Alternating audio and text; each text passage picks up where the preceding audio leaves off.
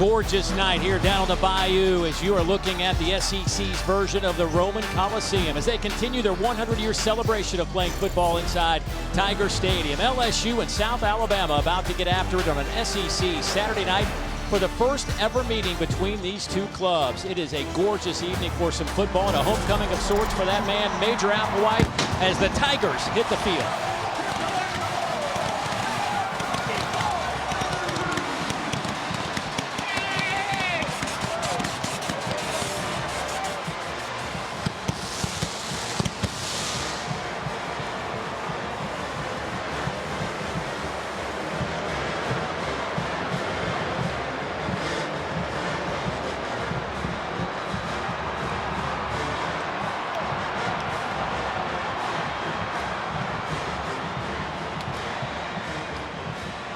There is nothing like college football. When you expect things, they don't come to fruition, as we have learned today. Dave Neal, Aaron Murray, so glad you could join us. And certainly, Aaron, this LSU team, they lose their opener to USC, a game that they feel they should have won. But since then, they've rattled off 3 consecutive wins. As we're a month into the season, what do you make of LSU right now? I think it's a really good football team. Obviously, offensively, we knew things would pick up very similar to how they finished off last season. You have an experienced quarterback that has played multiple times over the past couple of years. Receivers are great. Maybe one of the best offensive lines in America. All eyes were going to be on the defense side of the football. New DC Baker comes in. Can those guys step up and start performing on that side of the football? It hasn't been smooth just yet, but when you turn on the tape, they play fast, they play hard, they play physical. It's going to be a big opportunity here this evening. Well, certainly when LSU plays every Saturday night, they're going to bring one of the best quarterbacks in America onto the football field, Garrett Nussmeier, who is having a heck of a season, top 10 in so many categories around the country. Maybe he's not getting the attention he deserves, but regardless, he's out here to win some ball games. Well, it's hard to get all the attention when you have so many premier passers in the SEC, but he throws it with anticipation. The coach has told us there's not a throw that he does not think that he can complete down the football field. The accuracy, the footwork, and then throwing the ball vertically to these star receivers on the outside. It's going to be a lot of fun to watch this evening. Let's head down to the sidelines, check in with Ashley Shamity, who has Brian Kelly alongside. All right, Coach Kelly, you've got a young defense, and this week, obviously, losing the veteran Harold Perkins Jr. What do you want to see from your guys on that side of the ball early with a team that really loves to score? Fundamentals. I mean, if we just put our cleats in the ground, I know this sounds coach speak, but run fast, you know, and for us, it's been big plays and just play with great leverage. If our kids just compete, play fast, tackle, play with great leverage, we're going to be fine. Coach, thank you. Good luck. Thank you. Thank you, Ashley. Thank you, Coach. There's Major Applewhite, who's come home. Played his high school football right here in Baton Rouge. Said he went to so many games here at Tiger Stadium when he was a youngster, but now gets to coach on the opposite sideline, so a big night for him. But we talk about offense, though. He's bringing in a red-hot group. This team right now, last 2 weeks, these are the numbers, 87 points and then 48 points. They've been red hot, and it starts with their star quarterback, Gio Lopez, the lefty, throws with great anticipation, timing, and then the freshman running back, Fluff Bothwell. He is dynamic, he's thick, great balance, and they can make big plays down the football field. The explosiveness, you don't score that many points if you're not throwing the ball vertically down the field, if you're not making guys miss in the open field as well. So we talk about LSU struggling a little bit defensively. This is going to be a big-time matchup. See if they can slow down this offense. And there is the man that will run the show at quarterback, Gio Lopez for South Alabama.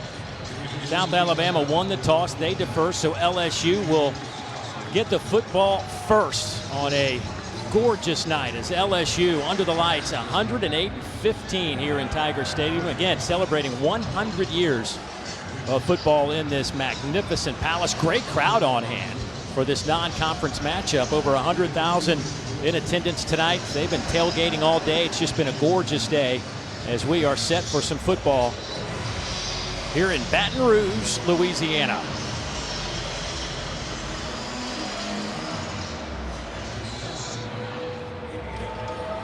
Josh Williams, Xavion Thomas back to return the kick for the Tigers. Of course, Thomas, so dynamic, freshman All-American. A couple of years ago as a kick returner at Mississippi State. Has since obviously transferred here to Baton Rouge and awaiting this pigskin. We are underway under the lights at LSU. Taken by Thomas. Xavion runs into his own man at the 15. And he will get it out to the 25-yard line. Ran a long way.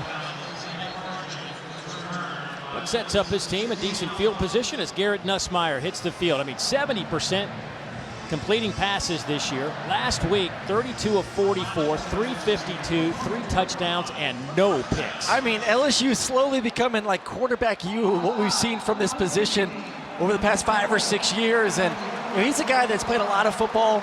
Go back to the SEC championship game a couple years ago, go against Georgia. He can fling it now, man. Like I love watching his footwork in the pocket. He's got a great offensive line, great receivers on the outside to help him out. Well, Caden Durham, the true freshman out of Oklahoma City, Oklahoma, who's had a few highlight reel plays, gets the start in the backfield. They will swing it to him. He's to the 30, to the 35. He'll have a first down. Speaking of highlight reel plays, we've got one on the opening play of the game.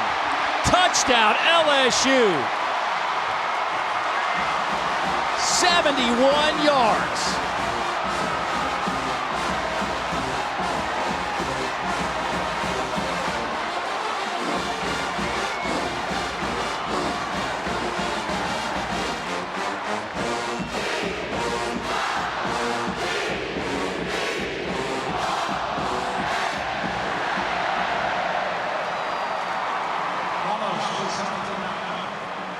Dave, you want big plays down the field, you got to be able to block at the second and third level, and we take replays of this one.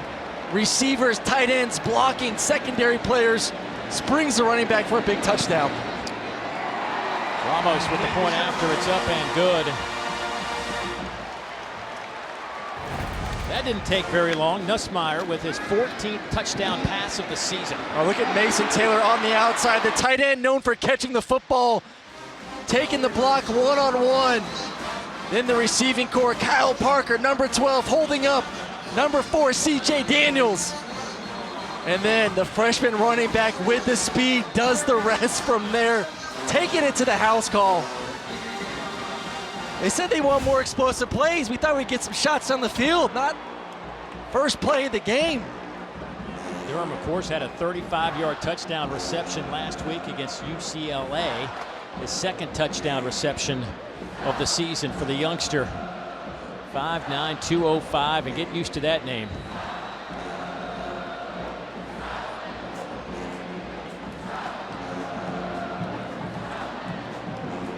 Voisin and Sandgren back to return the kick.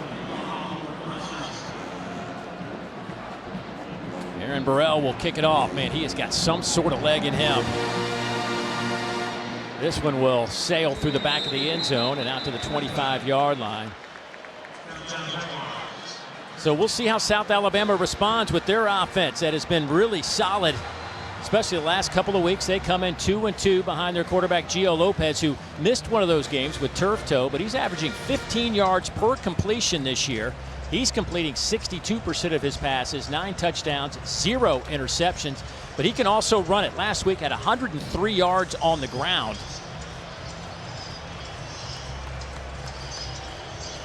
Played some late last year, actually played in the bowl game and was the bowl game MVP and got the job to start this season. The redshirt freshman out of Madison, Alabama. They'll swing it. Jamal Pritchett with the catch, and he's out over the 30 to the 31-yard line. That'll be a gain of 6 on first down. Well, they're going to do a variety of things offensively to protect their quarterback this evening. It's going to be quick throws like that, move in the pocket, getting him on the run. One of the best throwers on the move in all of college football.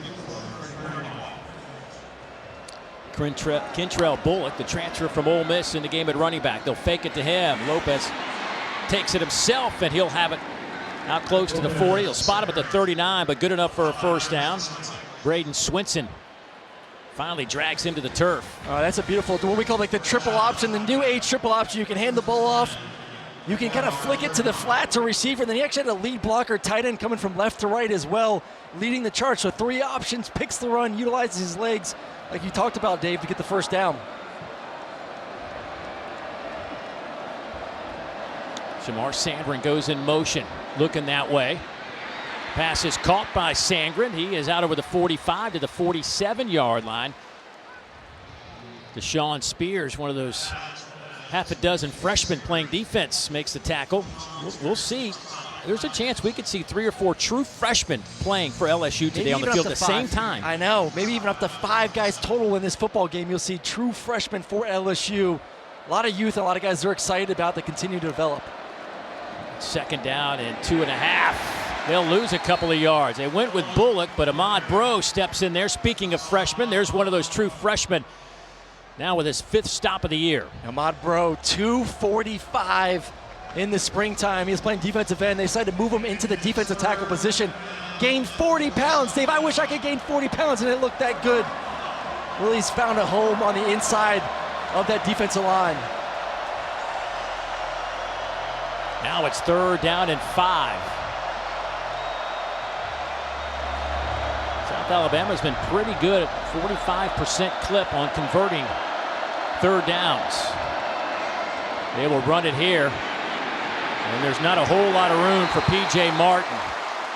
He will get back to the line of scrimmage, and that is it. And here comes the Jaguar punting team. Savion Jones, number 35, playing the right defensive end. Does a good job taking on the puller, not trying to get around him, but one-on-one hitting him in the hole, making the running back bounce to the outside, and the rest of the LSU defense able to pounce and get off the football field. Thomas back to return this punt. He stands at the 10-yard line.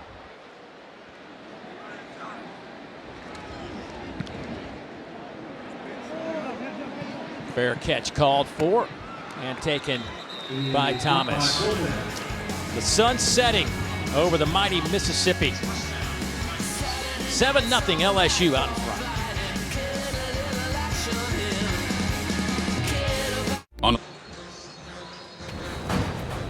You're watching SEC football presented by T-Mobile 5G Home Internet. LSU on their opening play from scrimmage goes 71 yards. Nussmeier hits Caden Durham on a short pass that he took the distance. And then LSU's defense forces a South Alabama punt. Tigers with their 2nd possession of the game. LSU last week against UCLA, first time all year, they didn't have a single 3-and-out offensively.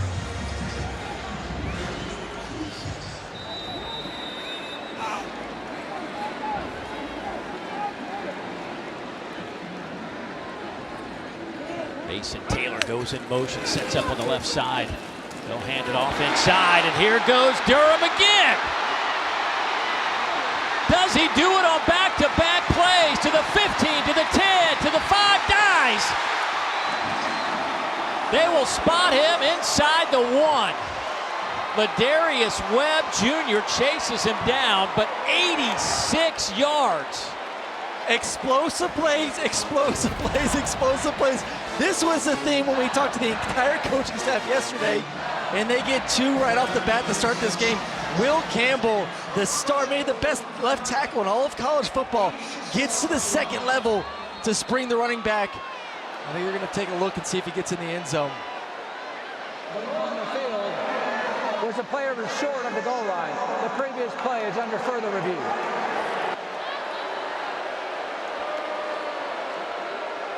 Boy, his knee went down between the 1 and the 2. I tell you what, he may have gotten across that goal line with the extra effort. Pylon cam look. Oh. Maybe we can freeze it when we see the knee hit the ground and where the football was.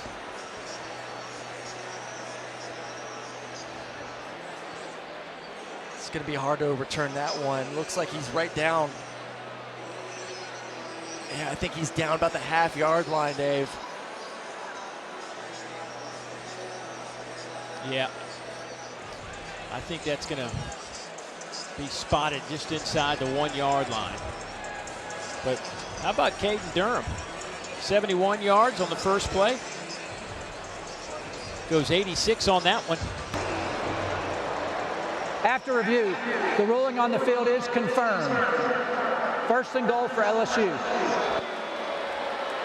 Now you got to give him the football after you just went 86, right? You got to let him finish this off. Well, he's got a little bit of a break now too. Got a little breather, get a little composure, and then now get on the field and finish it off with but I would anticipate another downhill zone.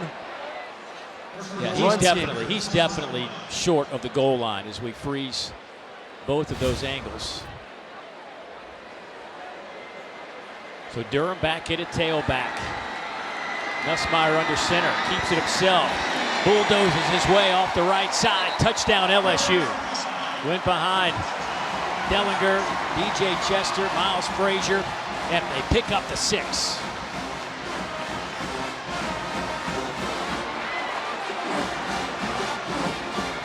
Well, the big thing that we're looking for in a game like this is just bigger bodies on smaller bodies, whether it's the offensive line, we saw the receivers, and Mason Taylor on the outside as we go back and look at the little tush push getting in the end zone for Garrett Nussmeier.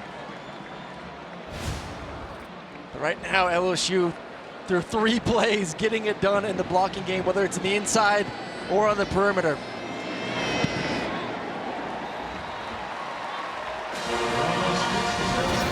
It started with the big run.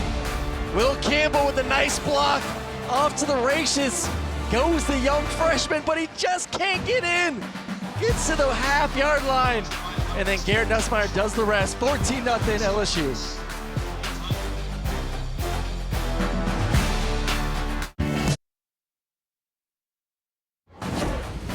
SEC Saturday Night is presented by T-Mobile 5G Home Internet. Get internet how you want it. College Town. Might as well call it Durham Town right now. I'll tell you, it's a pretty good night for Caden Durham, the true freshman running back. Matter of fact, LSU's 2 touchdowns on 3 plays. Tonight was the first time LSU has scored on their first offensive play of a game since 1982. Dalton Hilliard had a 16-yard run versus Ole Miss, which came after an Ole Miss fumble on the opening kickoff. And this one sails through the back of the end zone. Time to get an update. Let's head back to the studio. PB, what's on tap?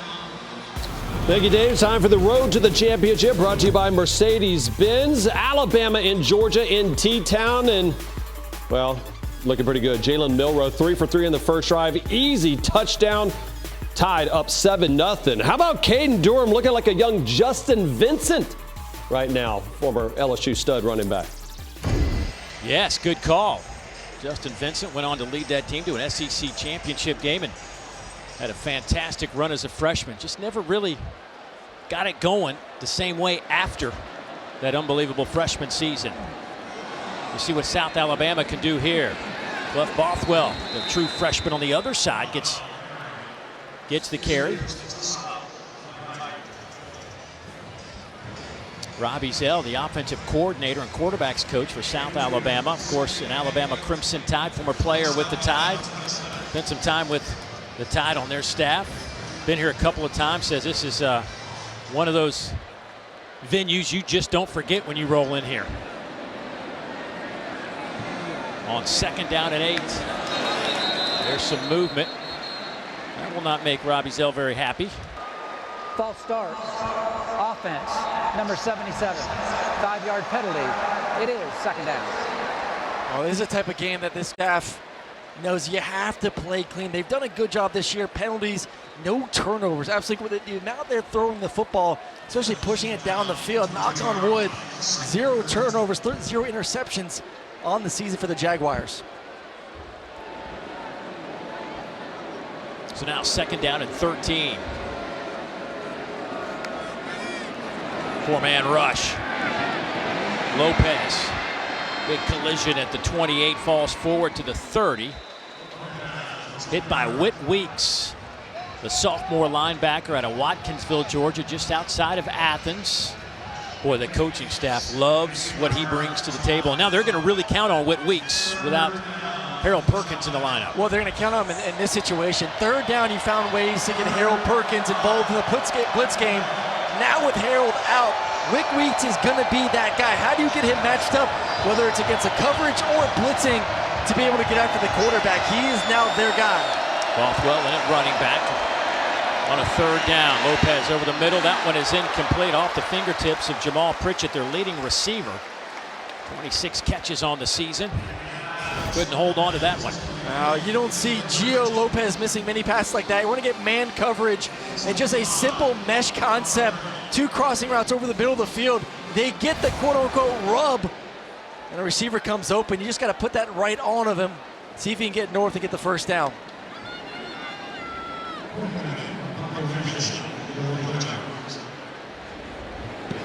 Thomas trying to return this one. He is met immediately back around the 21-yard line, and that is where LSU will take over. Nussmeier's going to have to wait a moment. Was ready to go. Why not? 2 touchdowns in 3 plays.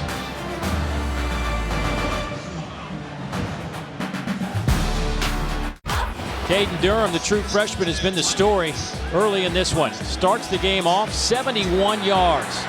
Of course, has some track type speed, consistently clocked inside of 10.5 in the 100 meters. Mom was a track star, and you can see some of that here, but ran out of gas on this 86-yard run. Got caught inside the 1. LSU stuffed it in the very next play. But you're looking at one of the nation's top running backs in last year's class, a 4-star, top 10 running back in the country. Let's go down to Ashley on the sidelines. Well, guys, I talked to veteran running back Josh Williams about Durham. Just asked him, how much confidence do you have in this kid? And he said, look, he is so versatile, fast. He showed flashes of this all summer and fall. They had confidence in this guy before the season even started. He's also said he kind of took Durham under his wing a little bit, sits next to him in meetings. They're roommates during travel. He said he's really been helping him out with some of the plays and just teaching him some of the offense, but clearly this kid doesn't need too much help, guys. Thanks, Ashley. Nice completion there from Nussmeier. Incompletion. Ball will be at the 31-yard line.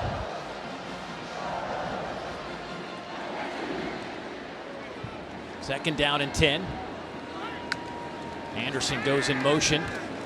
Nussmeier looking that way. Pump fakes a couple of times. Here's Durham on a little dump off. And he will have the first down at the 45-yard line.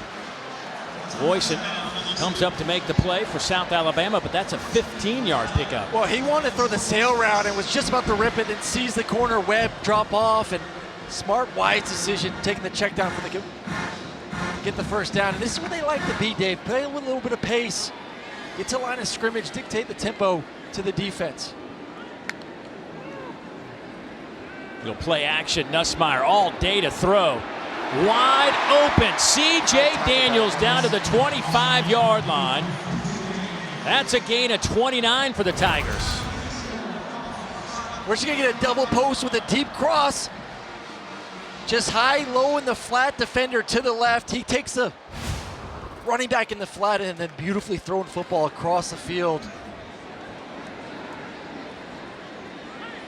First down and 10. Handoff Durham left side inside the 20 now. Tripped up by the freshman Amarian Fortenberry out of Columbia, Mississippi. Well, it's an offense that they're known for throwing the football from a year ago to the start of this year, but really trying to create some balance and emphasis, especially this week, of not just running the counter, but zone some powers as well. Nussmeier, bootleg out here to the near side, and a pass right through the hands of Kyle Parker. Good coverage on the outside with Darius Webb, number 7. You get a bootleg with a comeback. It's going to be your third option as the quarterback. Nothing else open down the field. Clean play by the corner to be able to get in there with the right hand and distract the receiver to knock that ball away.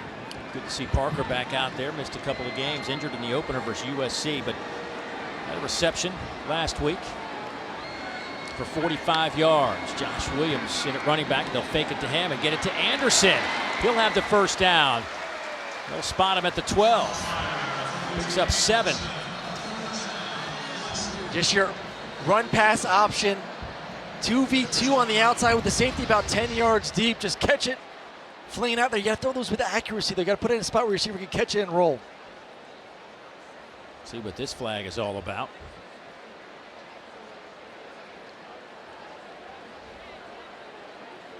Matt Leffler, our referee today.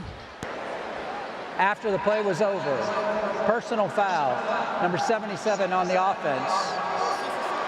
The line to gain was made, so therefore it'll be 1st and 10 after the 15-yard penalty.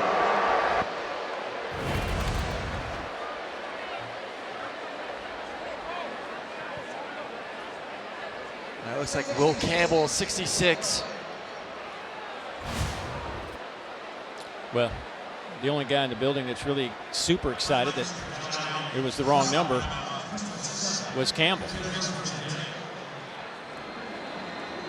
They didn't have to call his number over the PA system for the personal foul.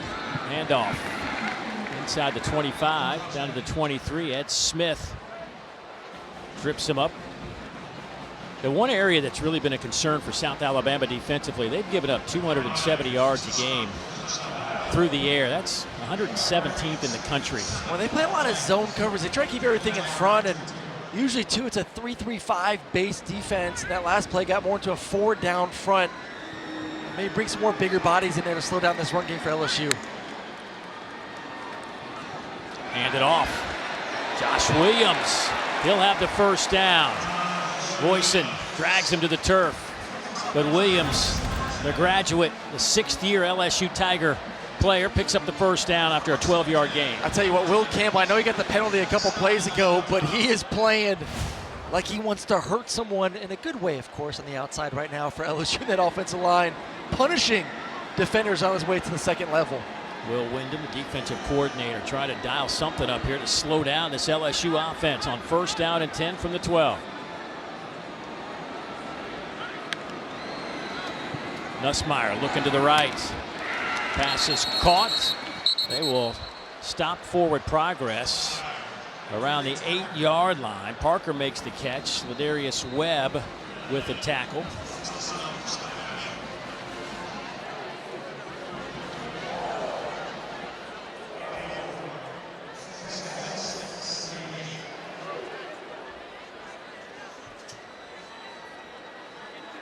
This is when the size advantage for LSU really comes into play. South Alabama, a little bit on the smaller end of the secondary. LSU has some tall receivers, can win some one-on-one matchups. Garrett wants to take some chances against man coverage. Durham, inside handoff, driving toward the goal line. Touchdown, LSU.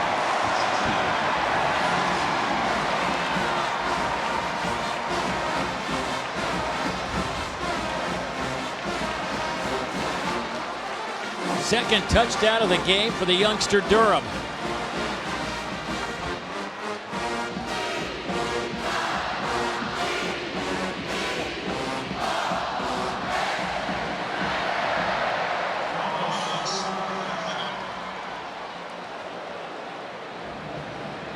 There's the drive, 11 play, 79 yards, over 4 minutes off the clock. Going after is up and good. Durham, 4 carries, 110 yards. Dellinger, the left guard. We talk about Will Campbell. We talk about the tackles all the time. We're calling Emory Jones, but look at him get to the second level and continue to drive and drive and drive and drive all the way into the end zone, helping Durham get his second touchdown of the evening. This offensive line right now asserting their will against the South Alabama defensive line. Durham, a couple of state championships. Went to Duncanville High School in Texas. Calls Oklahoma City his home.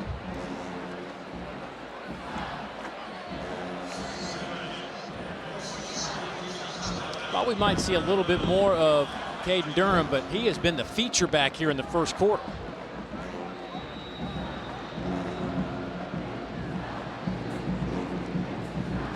(21-0) LSU out in front. This has been the perfect start for Brian Kelly and his LSU team. They have had some struggles in the first half this year, but not tonight. Time for another update. PB, what's going on? As it is for Durham right there at LSU, off to 21-0 after a interception of Carson Beck. Jeremy Bernard. That's not a typo. 21-0. Hit the Nintendo reset button, Georgia. What's happening? Let me ask the guy to my right what's happening. I guess nothing good for the Dogs in Tuscaloosa is what's happening right now. My goodness, 21-0. Dogs down is a little shocking. Hey, long way to go. Stay positive, Mr. Negativity over there to my right. Handoff goes to Kentrell Bullock, and he gets back to the line of scrimmage. I'm telling you, man, this is why I love college football. Today is a classic example of that. You just, when you think something's expected, the unexpected happens. Well, I think this year too, it just seems like everyone's somewhat beatable. That's for sure. Like anyone can be beat. Obviously, perfect example, Kentucky taking down Ole Miss at that noon slot earlier this afternoon. Well, sidearm toss by Lopez. They hit Pritchett with it. Here's a big gainer. Pritchett out to midfield, and he's tripped up there. So the best gain of the night. Major Burns comes up to make the play on the defensive end, but not before Pritchett goes 25 yards. Look at the perfectly thrown football. Then you love when big guys get out moving down the field. And Pritchett's someone that they say, like, hey, you put him in a phone booth, very difficult to tackle. How can he get him the football as much as possible? Lopez throws near side, pass caught there by Bullock. Greg Penn III with the stop. Oh, they're going to run that mesh concept again, and they get LSU in a man-to-man situation, and your running back is your first guy. If you like him, you take him. And if the linebacker goes over top of the rub route, you want to put the ball in the running back right now. Gio sees the linebacker over the top, puts it on him. Nice completion on first down. On second down, big hole. Close to a first down goes Bullock. Hit there by P.J. Woodland. They're going to spot him just shy. It'll be third and about a half a yard for South Alabama. Well, this is the kind of drive they need for South Alabama. Get the explosive play in the pass game. Start to calm down a little bit. I know it's a little stressful. You look up and it's 21-0. And it's still in the first quarter. Your defense really has not helped you out at all. But you can only focus on what you can do. And for Gio, who's having a great season right now at quarterback, it's just take completions, and convert the first down here. Hand it to Fluff Bothwell, the freshman. He's tripped up behind the line of scrimmage. It was Whit Weeks comes flying in there to make the play. Who's going to replace Harold Perkins in the third down package? It's going to be number 40. You see him creeping up. Gets underneath that left tackle. Jordan Davis, who is the best blocker on this offense, be able to make the play in the backfield. Fourth down and 2 now. South Alabama going to go for it. Lopez dumps it off underneath. First down. It goes to Pritchett, and he is inside the 35 down to the 32-yard line. An 8-yard gain on fourth down and 2. Sage Ryan finally brings him to the turf. I like the decision here. You got to go for it. Obviously, kind of no-man territory. Down 21 points on the road to LSU. Big hit by Jardin Gilbert coming up from the safety position. But continue to find ways just to get your quarterback, Gio Lopez, on the move. And anytime you get number 2 the football, good things seem to be happening here in the first quarter.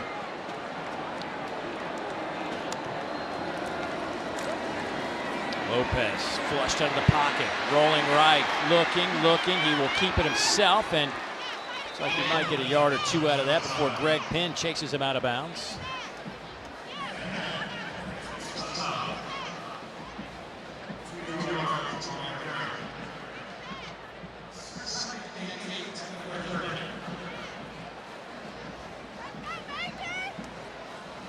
Gio Paez, 6'3", 305 in the middle of that lineup for LSU, the graduate.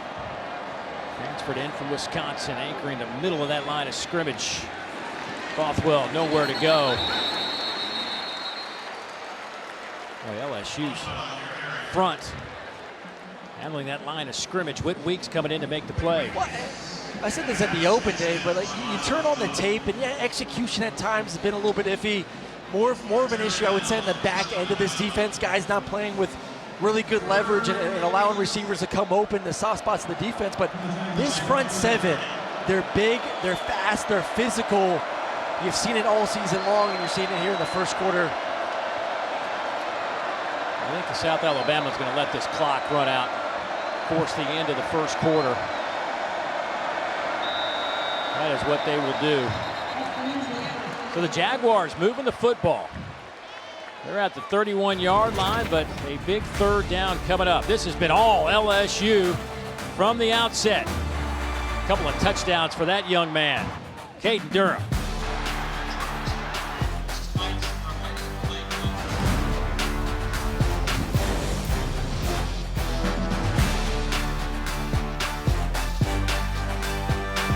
With Major Applewhite and Coach, where are the breakdowns happening defensively for those explosive plays for LSU? Well, the first play was position on the outside, the perimeter. We just got to be able to stay outside and hold leverage. Second play, we got cut out of our gap. Backers got to play his position. You know, just 2 plays, over 150 yards and points. Can't come out the gate like that, obviously. How do you want to see this offense kind of get rolling a little bit more? Yeah, we need to convert this third down and start trading some points here. All right, Coach, thanks. Thank you. And they did not convert the third down. A little shovel pass, and there's Whit Weeks again. The team's leading tackler coming into this game with 30 stops. They just say he just loves ball.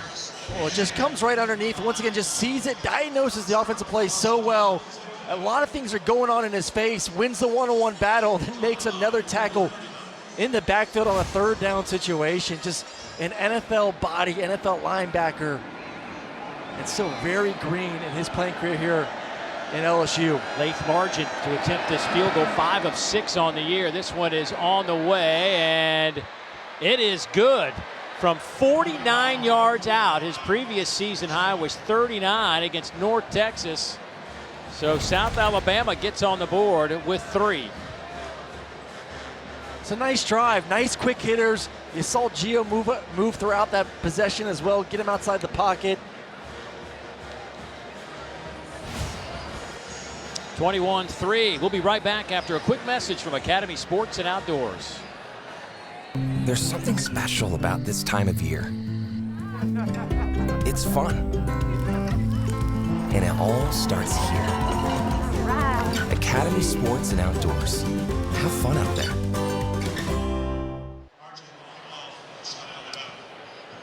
Well, if you're that man right there, you got to be happy you got some points on the board. We heard him tell Ashley just a couple of plays. Can't afford breakdowns against a team like LSU offensively.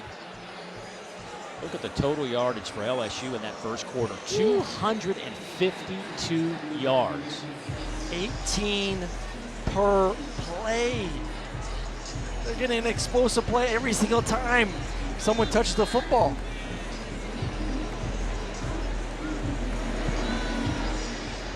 This kick will settle to Thomas at the 2-yard line. There was a major block that springs Thomas. Thomas to the 35, and he trips up to the 40. Boy, Thomas is something special in the return game. That one goes 39 yards. And here comes Garrett Nussmeier, 5 of 7, 126 yards and a touchdown. Last play actually took some time off the clock, over 4 minutes on that 11-play touchdown drive. 252 yards in the first quarter, the most for LSU since September of 2019 against Vanderbilt when they put up 261. Nussmeier going for the big play up top, and he will overthrow his intended receiver, Kyron Lacey. Well, it's one-on-one inside post. Kyron Lacey is going to go against Wesley Miller, and Miller does a good job with staying on top of the route. How many times have we seen LSU receivers, especially Kyron Lacey, get on top of safeties and defenders right there? These guys, like I said, are going to play a lot of soft zone, trying to keep everything in front. Easier said than done, but good job there defensively by the safety. Second down and 10.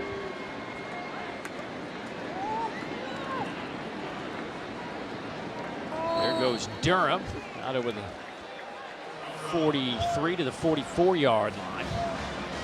Amari and Fortenberry on that stop.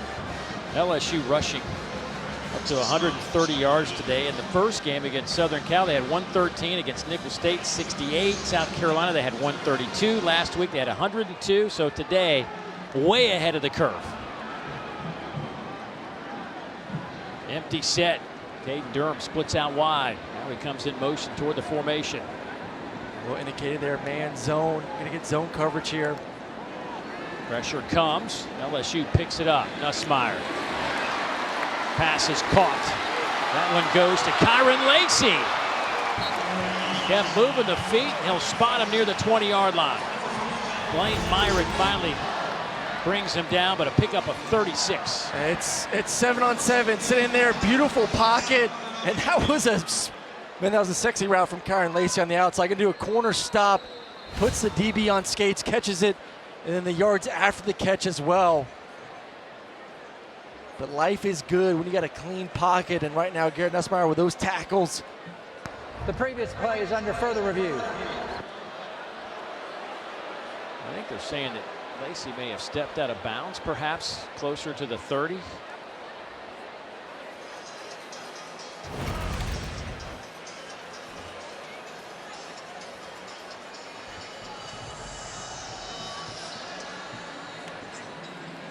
I don't know.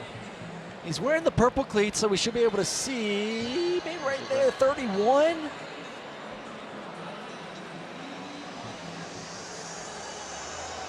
It's hard to say that's not a real definitive look from that angle, but yeah, there it is, the right heel. Looks like that is definitely out of bounds around the 31-yard line. Stepped out of bounds at the 31-yard line. Ball be spotted there, 1st and 10.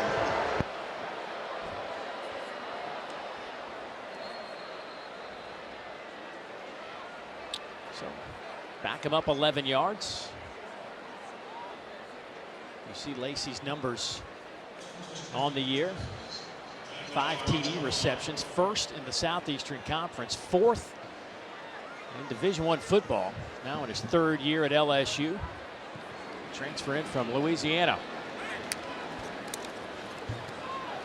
Little reverse. Thomas has some blockers. Thomas to the 15, to the 10. Knocked out of bounds inside the 5. Boy, Mason Taylor again out there making another great block on the outside. Well, look at number 50, Emory Jones, too, the big right tackle. We talk about Will Campbell, and Emory Jones says, I can get up to the 2nd and 3rd level as well. And then, as you said, 86 Mason Taylor, who could have a big night tonight. Just need one more catch for one more yard. Has not been involved in the pass game just yet, but has sprung some of these receivers and running backs for some pretty decent size gains in the run game. Taylor has 99 career receptions for 999 yards. Nussmeier, big hole up the middle. He'll walk it into the end zone.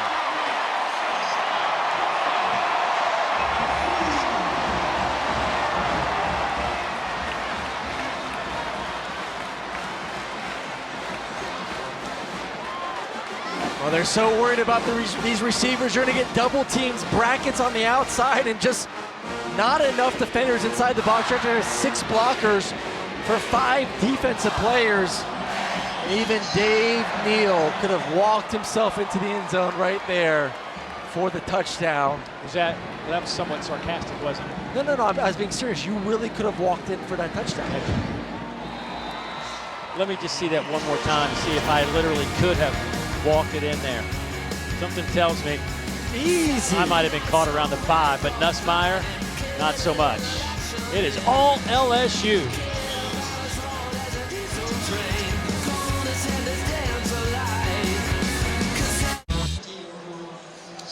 Back here at Tiger Stadium, LSU out in front 28-3. LSU with 312 yards of offense. Garrett Nussmeier, 6 of 9 for 151, a touchdown. Also just rushed one in from 6 yards out.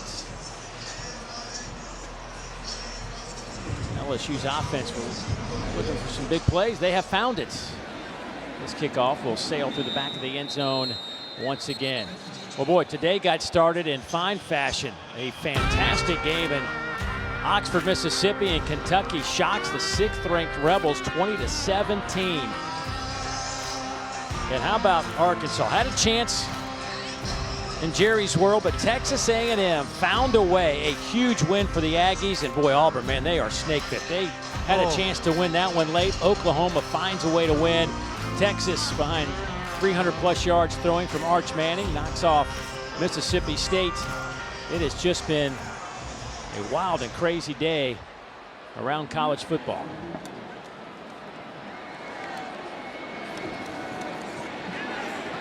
Lopez lost it up to Bothwell, who makes the catch and is tackled around the 31-yard line. Greg Penn, the third.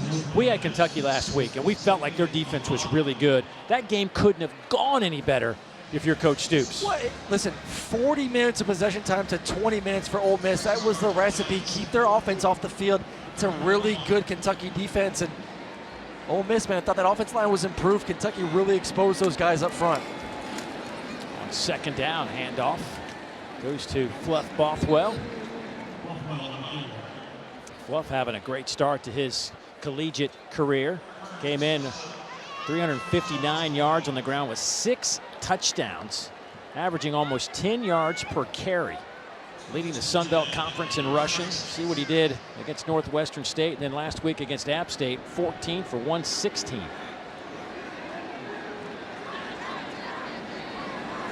Bothwell comes in motion, splits out to the far side of the field. Flag down in the backfield. This pass batted in the air and almost intercepted over there. But we'll wait on that flag. Trying to hit Shamar Sandgren.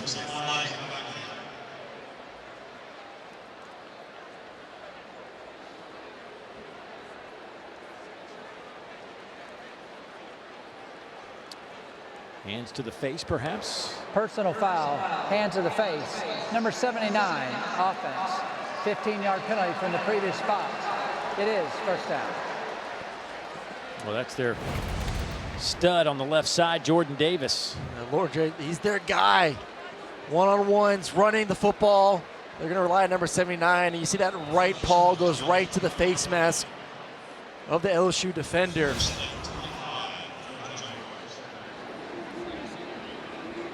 Redshirt junior out of Fairburn, Georgia, transferred in from South Carolina.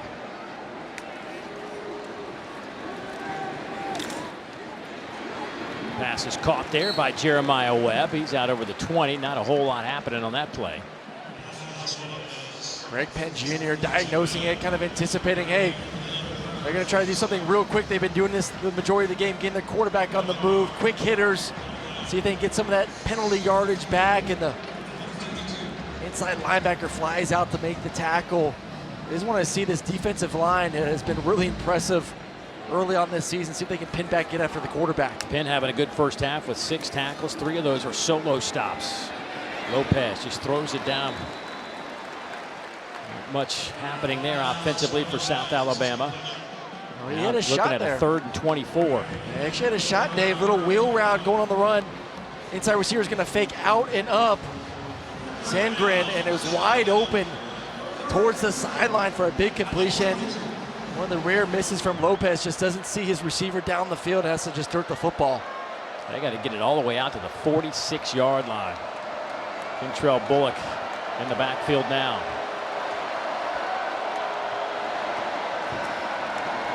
They'll hand it off to Bullock. He's out over the 30. Major Burns there to make the stop, but it'll be 4th down. Major Burns, by the way, first name Major. You know who he's named after? Major Applewhite.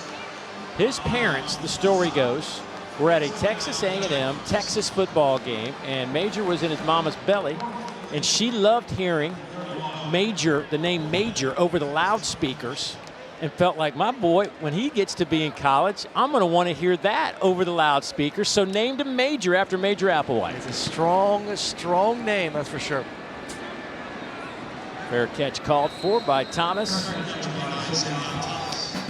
We'll talk more about Major Applewhite when we come back. 28-3 LSU out in front.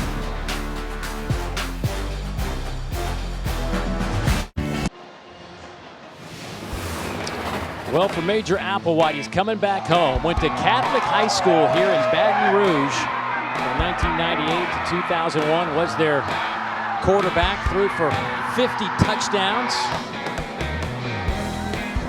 Matter of fact, he was looking at these highlights last night. We were meeting him, and he brought up the fact that he hit one against Ryan Clark, our partner at ESPN, and played at LSU. Outstanding.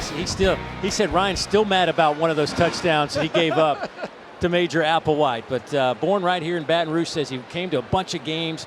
Actually grew up an Alabama fan because his parents were Alabama fans, but rooted for LSU any other time. Would come here, sit in the south end zone, watch some ball, and talking about one of the last games he saw in here was Tim Couch and Craig Yeast for Kentucky, putting up some big numbers.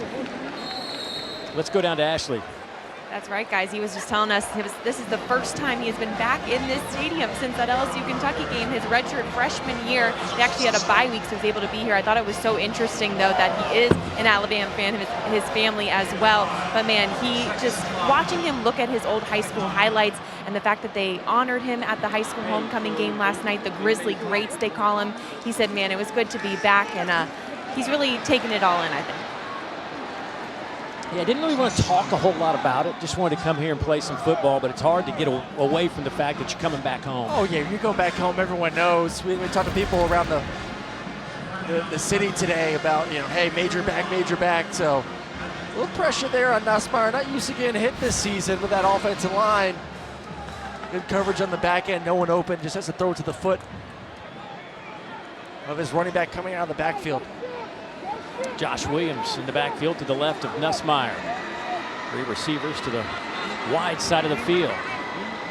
On 3rd down and 5. Long throw, and it's caught there by C.J. Daniels, who will be wrapped up right at the line to gain. Blaine Myrick making the hit, but they're going to call it just shy. So 4th and about a foot and a half maybe.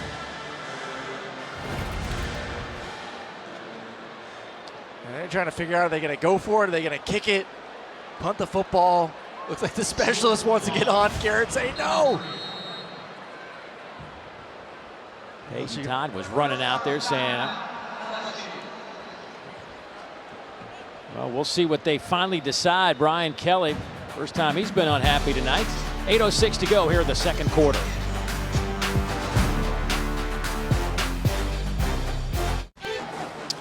You're watching SEC football presented by T-Mobile 5G Home Internet.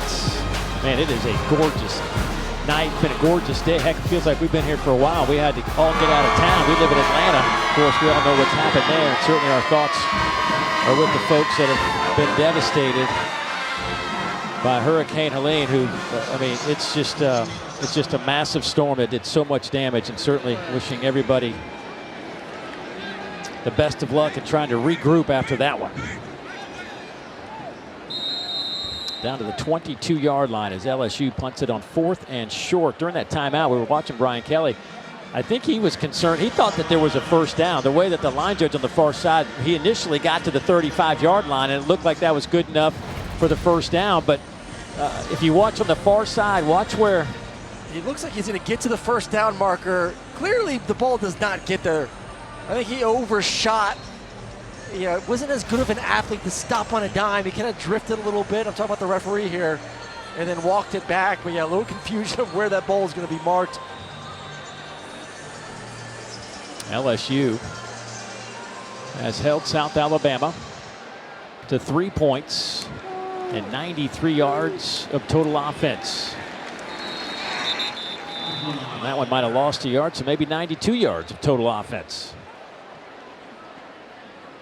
Or the Jaguars the last 2 weeks have garnered some attention offensively with what they've been able to do. 87-10 over Northwestern State out of the FCS. But I mean, it's, sure, FCS team, but 87 points. You got to execute at a high level no matter who you're playing. And then last week on the road at App State, put up 48 on the Mountaineers.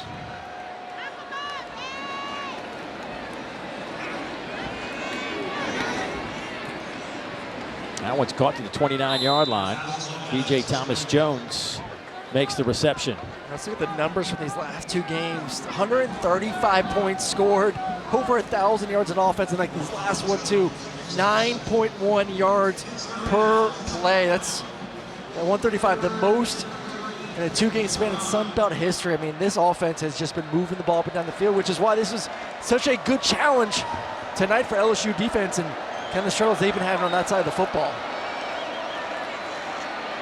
Gio Lopez. Boy, he just doesn't have any room to run. And again, Whit Weeks. Paris Shand also in there. And the big fellow, Gio Paez. I mean, it's just, been tough sledding for South Alabama offensively tonight. Yeah, I think talking with Blake Baker yesterday, defensive coordinator for LSU, new defense, new scheme. You mentioned earlier, Dave, 4 or 5 true freshmen have been playing this year as well. So hopefully these guys continue to get more and more comfortable within the scheme.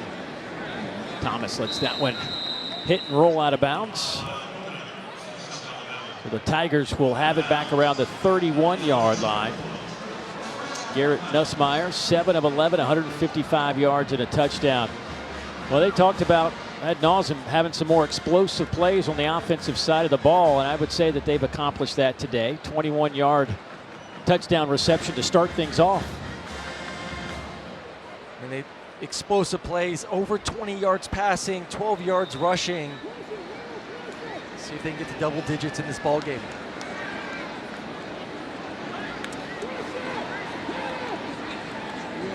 Durham over the 35 out to the 40-yard line. Akeel Washington, the junior out of Atlanta. It's been so impressive. I mean, Durham really came onto the scene a couple weeks ago versus South Carolina. LSU's down, really turned to number 29 to get him out of that hole, and to see his balance when he gets to the second and third level, and you've seen that in this game as well.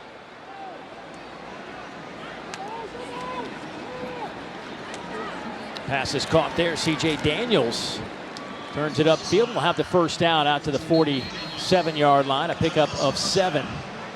C.J., the graduate, transferred in from Liberty. 1,000-yard receiver last year. Career 106 receptions, almost 2,000 yards, and 21 touchdowns while he was with the Flames.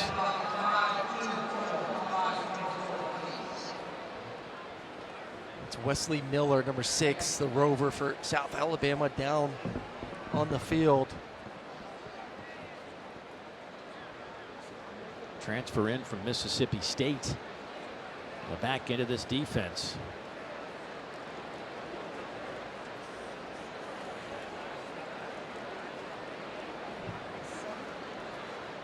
We talked a little bit about Nussmeier in the open of this game and the kind of season he's having. He's leading the country in completion, 7th in yards, but yet kind of flies under the radar. And you mentioned there's just so many dynamic quarterbacks in this league alone. Yeah. I mean, you go around as we go back to the hit right here from Wesley Miller, coming in to make a play and kind of just absorbs it, then gets smacked by his own teammate. But yeah, I mean, you go to Texas, you go to Georgia, you go to Alabama, you go to Ole Miss. A lot of really good quarterbacks in the SEC, and we do forget one of the best one is right here in Baton Rouge. Josh Williams in the backfield.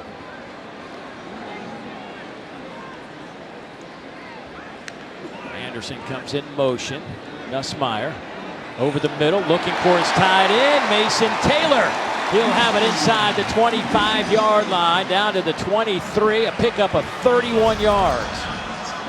And there it goes, 100 receptions from Mason. Look at the throw. Four verticals, one-on-one. Look at the ball placement, though. Absolutely perfect throw football from Garrett Nussmeier to one of his favorite targets, who now has over 1,000 receiving yards and 100 catches for his career here as a Tiger.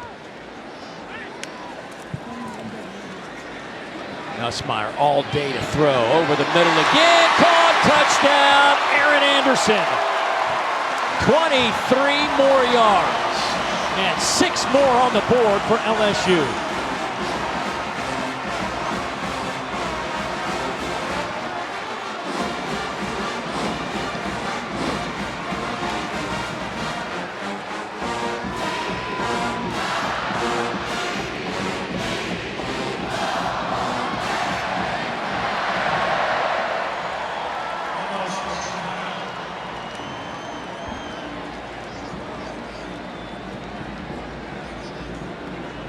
Second touchdown pass of the game for Garrett Nussmeier. That gives him 15 on the year. He came into this game second in the country in touchdown passes. And make sure that Aaron Anderson got into the end zone. Catch. Oh, that's a touchdown. Easy touchdown. Let's go. Let's kick it. Keep it moving. Nothing to see here, boys. The ruling on the field was a touchdown. The previous play is under further review. Am I missing something? There should be a, unless we're seeing something wrong up here, which we're getting the same angle as them. And make sure he survived the ground. So the ball did. Yeah, but he caught it, makes a move, 1, 2, and then reaches. Right, how's that not?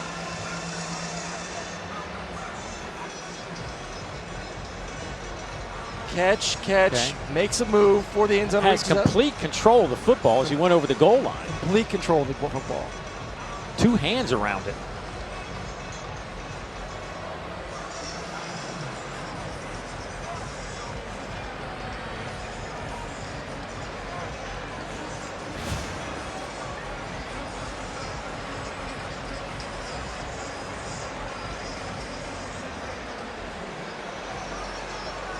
After review, the ruling on the field is confirmed. It is a touchdown.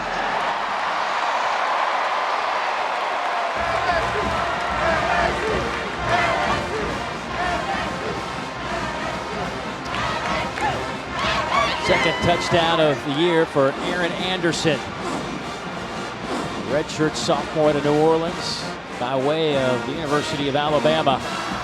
Makes it a 34-3 game. Ramos trying to make it 35-3 if he can connect on this extra point.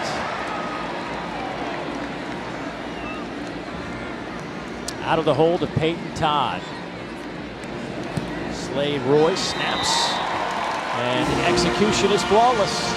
4:27 to go here in the second quarter, and LSU up 35-3. We're going to get quarters coverage, so quarters turns into essentially man-to-man, especially when number 2 goes vertical on the post. So he's going to get one-on-one with the safety. They're going to get one-on-one outside as well. Inside leverage does not keep it. Beautifully thrown ball. Great route, breaking it nice and friendly across that safety's face. And then a nice touchdown once again for one of the best passing attacks in all of college football. LSU on the year averaging 315 yards a game. That is 3rd in the SEC, but 13th in the country.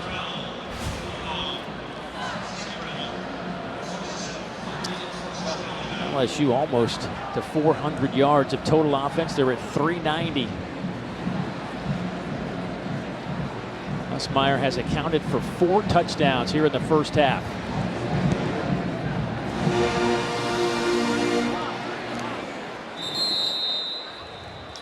Well, defensively for LSU, they're going without Harold Perkins, of course, lost him because of an ACL injury, but Whit Weeks has been a monster here in the first half. Yeah, he's as advertised. His coaches have very excited the way he started this season off, and now playing more of a critical role because of Harold Perkins out for the remaining of the season, and he has been all over the field. Number 40, heart and soul right in the middle of that defense. Let's go to Ashley. As demolishing as what Weeks is on that side of the ball. They actually call him Sunshine because he's the happiest guy in the world. I talked to him this week. He grew up the biggest Georgia fan. His dad was a Bulldog, played there. His family lives right outside of Athens, like you mentioned, Dave. But I said, why did you come here to LSU? And he said, you know what? Somebody told me that the world's too big to stay in one place. I wanted to explore, venture out. His brother being here obviously helped. And guys, believe it or not, they actually have a 3rd little brother. He's a junior in high school, so we might see 3 Weeks brothers who eventually will suit up for the yellow and purple. Well, his dad, Whit's dad, West's dad, played football at the University of Georgia, was a center with our own buddy Matt Stinchcomb on that offensive line.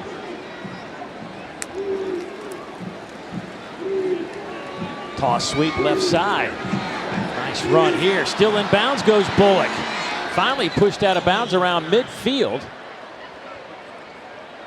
Talk about Whit Weeks. Voice in number 1 takes him on one-on-one on the outside. Receiver going against the linebacker we're talking about, and gets just enough of him to be able to spring the running back to get the first down on the outside. Bullock, a transfer from Ole Miss.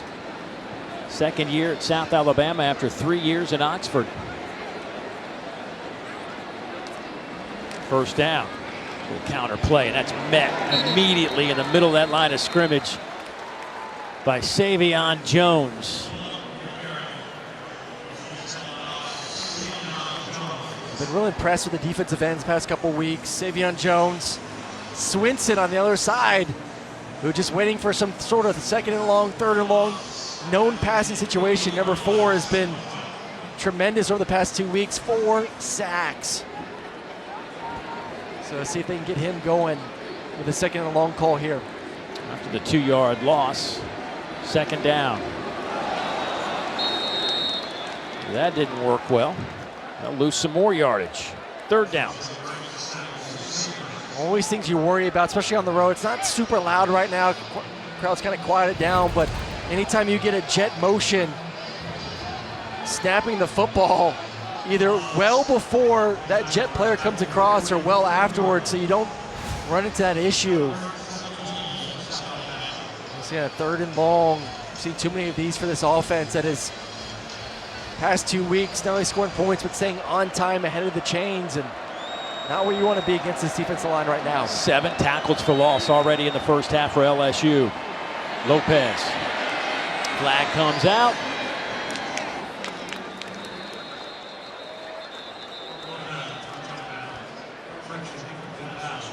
Savion Jones chasing Lopez.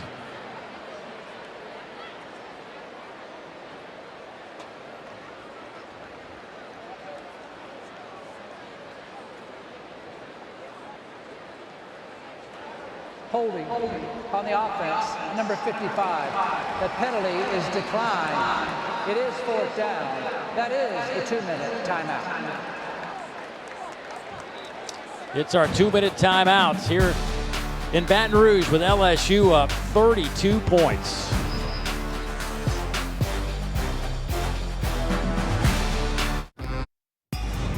Coming up with the Regions halftime report. Pay attention over here. Don't look at the beatdown that's happening right now to your Georgia Bulldogs, Benjamin Watson. We'll talk about the big blue stunner down in Oxford.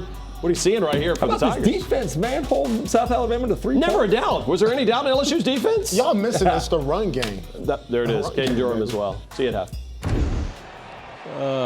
PB, was there any doubt in the LSU defense?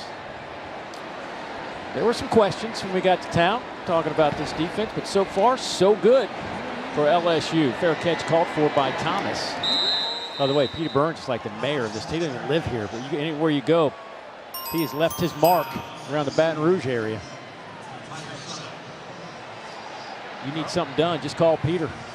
2 things that need to get worked on heading into this game: defense, defense, defense, and they continue to develop the run game for LSU to create balance offensively. And as we get ready to end this second quarter, you can check those 2 boxes off as improved so far here this evening.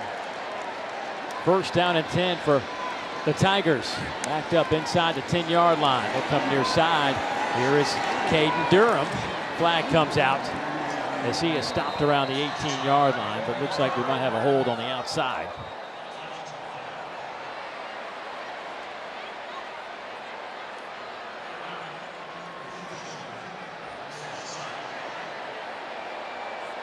Not what you want to see with Durham kind of limping off the field. On the offense, number 4. Half the distance to the goal. First down.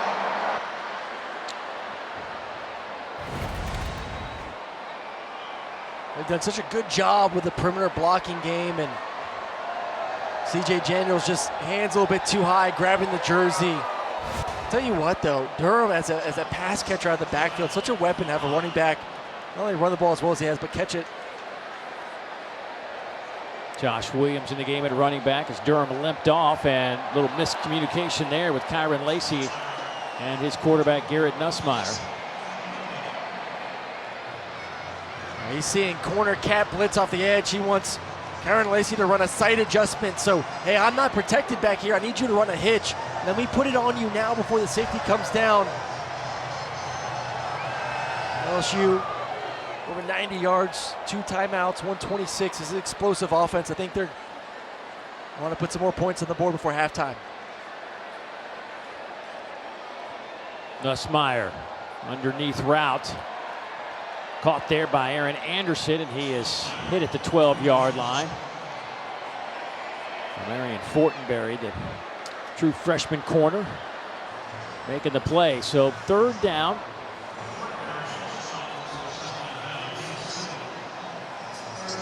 That is Caden Durham being talked to by that LSU training staff. We saw him limp off. He's had some sort of game. 128 yards rushing. Pass caught there by Kyron Lacey. That'll be a 1st down out over the 25 to the 28-yard line. We 2 high safeties, a dig route with a sit down. You see the linebacker comes down just enough on Mason Taylor running the out route for the number 2 position. Empty set, Nussmeier underneath.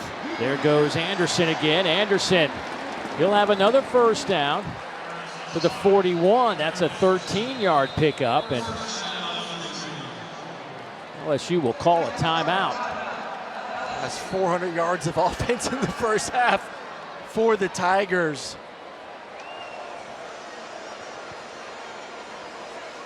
One timeout to go. 36 seconds, still time to try and get in field goal range. Hey, this season, for every field goal and extra point made by participating universities, All-State will make a contribution to the university's General Scholarship Fund. Thank you, All-State.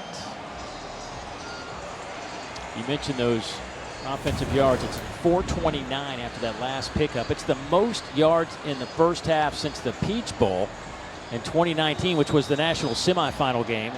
When they beat Oklahoma, they put up 497 yards in that 63-28 victory over the Sooners on their way to a national championship.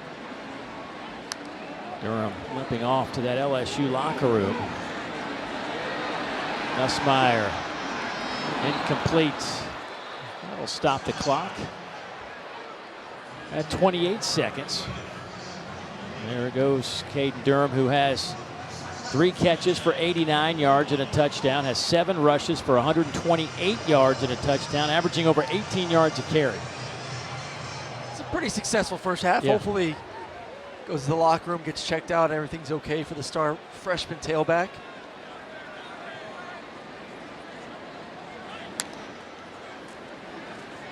Nussmeier on a 3-man rush, steps up, throws. This one should be picked off, and it is. Ladarius Webb Jr. with the interception. That is the 3rd one thrown by Nussmeier this year. Personal foul, face mask, offense, number 70. That penalty is declined.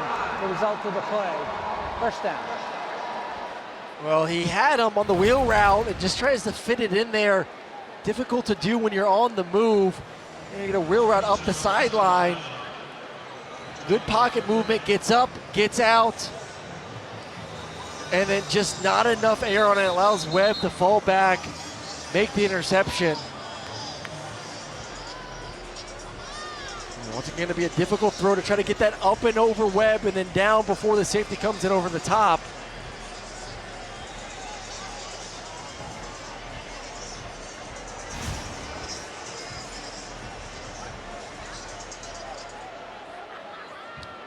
So 21 seconds to go before halftime.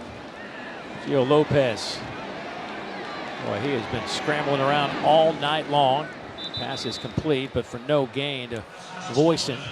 Devin, the 5th-year senior at a Crestview High School down in Crestview, Florida. And now he looks like he's hurt.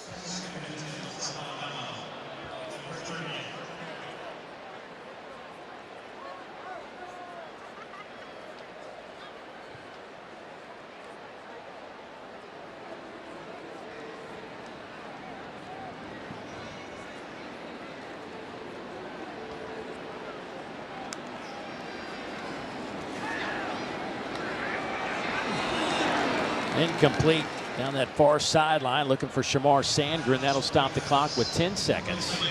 I had a shot. If Sandgren continues to run down the field, he actually slowed down a little bit. Impressed with Gio Lopez, the arm strength that we've seen a couple of these throws to the outside. I know he's got the accuracy. It's always hard to tell on film exactly how fast that thing's coming out of his hands, but Coach Seth lets us know that he can make all the throws you want, has the velocity to do it as well at a high level. Again, Lopez nowhere to go. Gets it away at the last moment as Weeks had him wrapped up. Pass is caught, and that'll be a first down. They'll stop it with 1 second on the clock. Bullock there to make the reception and bail out this South Alabama offense. But what a job by Gio Lopez just to get that pass away. Looking like a little Cam Ward right here. And just somewhat of a delayed blitz from Whit Weeks. The center goes away once he feels like he's dropping. And then Gio Lopez able to have enough strength to get that ball off with number 40 draped all over him. Let me talk about arm strength. Hail Mary opportunity here for South Alabama. Hey, coming up at halftime, you can watch the live performance of the Golden Band from Tigerland on SEC Network Plus. You can start streaming that now on the ESPN app. Get it to the boys in the studio here in a matter of moments, but I know they'll be breaking down what's going on in Tuscaloosa. Alabama up 30-7 as they're closing in on halftime over on the capstone. 30 points in the first half by the Crimson Tide. Lopez again scrambling around and nowhere to go. He'll be dropped, and that will do it for the first half. It was all about LSU, literally from the opening play from scrimmage. They scored a touchdown on twice in their first 3 plays. And they put 35 up on the board in the first 2 quarters and lead South Alabama 35-3 at the break. 429 yards this LSU football team. And Brian Kelly telling us yesterday when we were meeting with them, they needed a quick start, some big plays, and we want to win the game and get some momentum as we get ready for conference play as it goes in full swing here in a matter of moments. How would you assess how that all went in the first half? Well, they're more of a second half team this football season. They want to start off fast, so check there. They want to get the run game going. Got that going. Want to play better defensively. Got that going as well. So an A. If the Air didn't throw that pick before half, we would have said A+, but as good of a first 2 quarters as you could possibly have for the LSU Tigers. Caden Durham, the true freshman, got the start tonight and did not disappoint on the opening play from scrimmage. Goes 71 yards. And LSU has not looked back since. South Alabama came in here with a red-hot offense, but they have yet to really put together a substantial drive. They did have a field goal in that second quarter. But this is an offense that was averaging 48 points a game. That is 9th in the FBS. They were putting up over 500 yards of offense, which was first in the Sun Belt, 13th in the country. But in the first half here against this LSU defense, just 124 yards. Jaguars will start things off from the 25. Big hole off the right side for Kendrell Bullock, and he is out over the 40. Nice 15-yard gain to start things off. It's supposed to be an outside zone. You see the offensive lineman pulling to get to the edge, and Bullock said, all right, everyone's flowing a little bit too fast from the second level for LSU. Puts his foot in the ground, gets north. A really good run to get things going for this offense, and hopefully take some pressure off their star quarterback, Gio.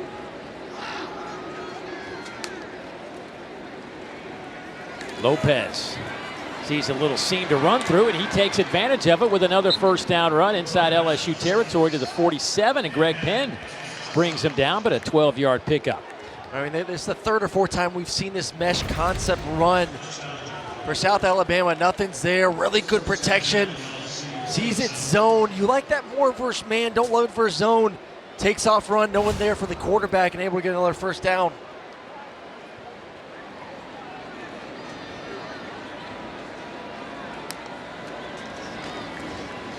Again, a run off the right side and another hole there.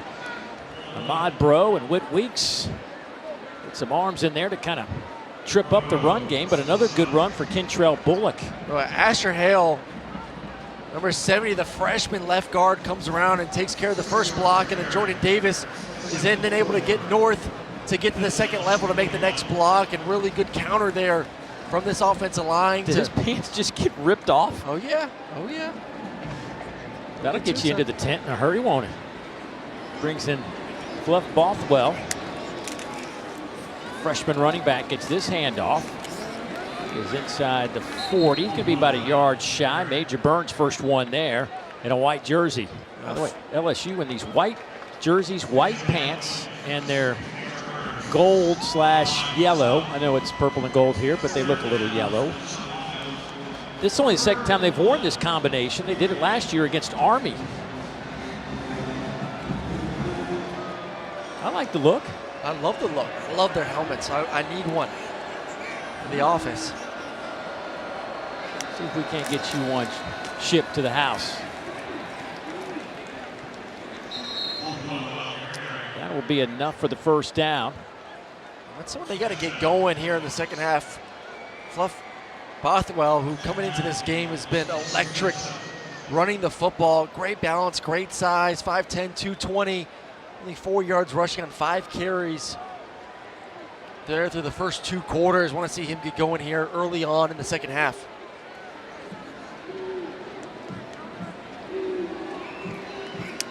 Bothwell in the backfield. Get out in the flat, but they will go underneath now to Shamar Sandgren. He'll pick up 7. Pushed out of bounds there by Whit Weeks. Another mesh concept, and they just keep running the same play over and over again, hoping to get man coverage. That time, once again, zone. But as a receiver, if you see green grass, you're going to continue to stay on the move, whether it's zone or man. Get communication there between the quarterback and receiver, seeing that green grass, throwing it out there to catch it for a nice first down gain. Makes it 2nd down and 4.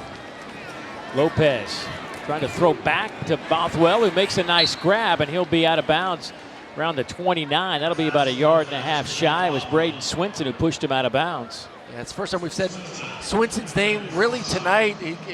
Defensive end that has really worked on his angles this offseason of being able to take those defenders one-on-one, offensive tackles one-on-one. 4 sacks for the last 2 games and making a nice stop in the open field there. Kentrell Bullock to the left of Lopez. They'll fake it to Bullock. Lopez trying to run for it. He'll get to the 25 and down around the 22-yard line. Greg Penn just picked up his 11th tackle of the night. But not before Gio Lopez will move the chains. And this is the perfect drive for this offense. You go back and watch the tape. This is what they love to do. Just nice, easy passes. Get your quarterback on the run. It's actually 4th in the country in yards passing outside of the pocket. And it has the ability to run it right there as well. And some movement up front. Boy, just when South Alabama had things going in the right direction, they back it up 5. Might be a discussion to the defense kind of force the issue in the offensive line to move. False start. Offense, number 70. 5-yard penalty. First down. And the answer to our question is no. Or my question. It wasn't really your question. It was my question. But it was no. Right. I didn't want to bring you into my little world. But I mean, this is what we saw in the first half too from this offense. You know, at times just self-inflicted wounds, whether penalties, holding, a couple of hands to the face. I want to be able to keep that rhythm offensively. 1st and 15. Toward the end zone, pass is caught, touchdown South Alabama. Anthony Eager, the redshirt freshman out of Mobile, 27 yards out.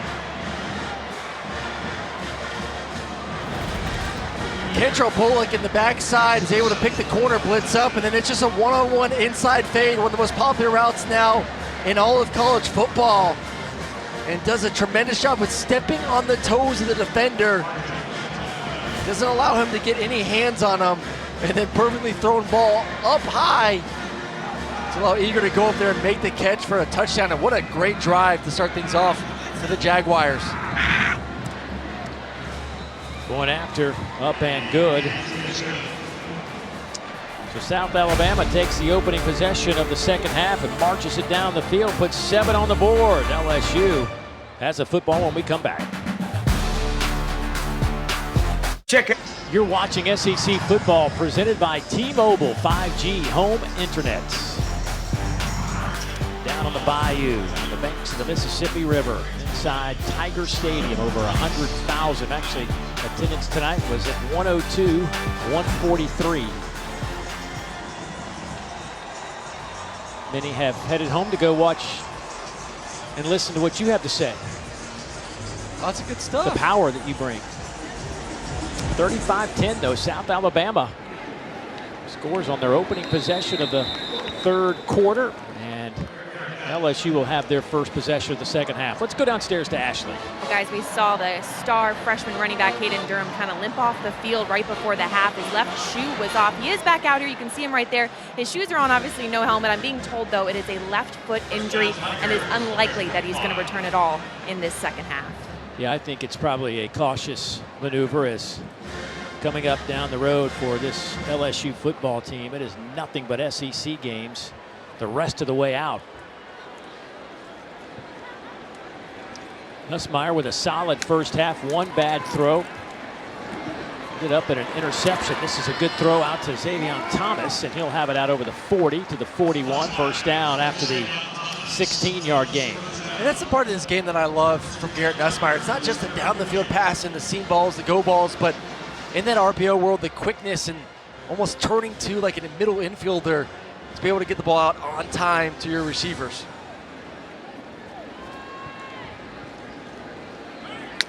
Thomas goes in motion. They will get him the football. Running hard and flipped up, and the whistles will blow just shy of the 49. Wesley Miller will get credit for the tackle. Showing some speed there from number 0. Last two plays, love the giddy up. Obviously, great tradition at LSU of receivers. Some really good ones this year, and still trying to get healthy in that position as well. And hopefully get a guy like Chris Hilton back in the next couple of weeks before that SEC play really gets going.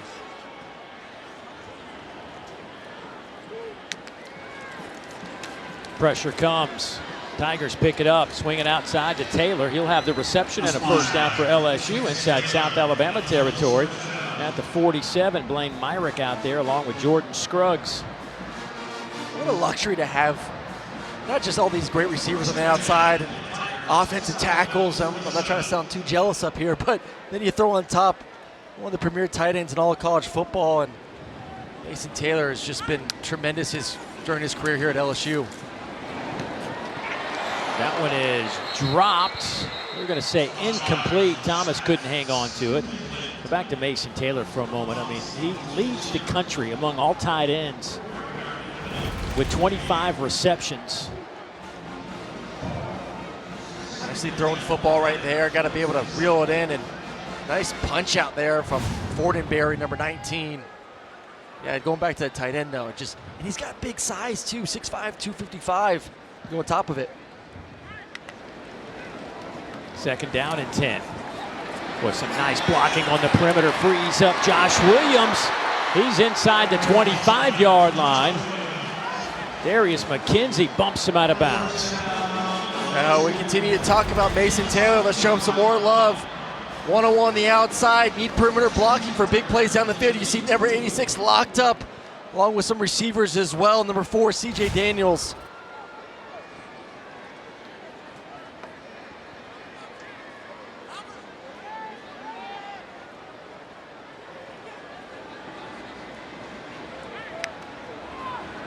Nussmeier going toward the end zone, looking for Taylor, and overthrows it by a few steps.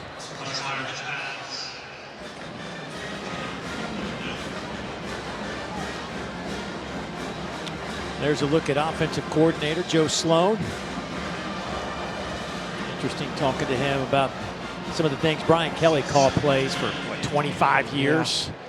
Really understands that part of the game and works with Joe, passes along some of his thoughts on drives and plays, but he lets Joe kind of do his thing. Oh yeah, it's been impressive for first-year coordinator to come in here and take over this offense, which has been so dominant, and do it with the poise and confidence that he has to start this season off. That one is dropped by Kyron Lacey. That's 2 drops on this drive, something that we're not accustomed to seeing. Especially from a guy like Kyron Lacey. He's so sure-handed on the outside. And man, did he make a splash? And the big question was, who's going to replace the great receivers that were drafted just a year ago? And obviously all eyes were going to be on number 2, and he did not disappoint there in that first game. Unfortunate loss, but showed in a big way that he was ready to fill those shoes and be receiver number 1 for the Tigers.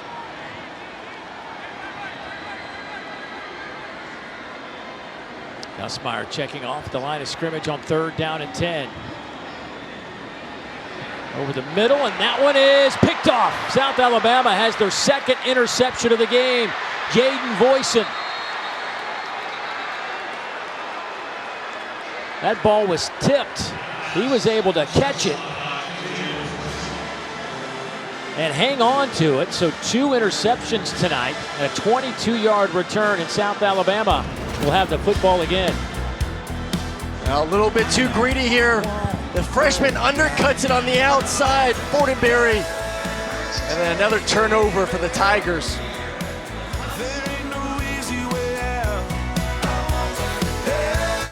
12-team college football playoff begins December 20th on ESPN.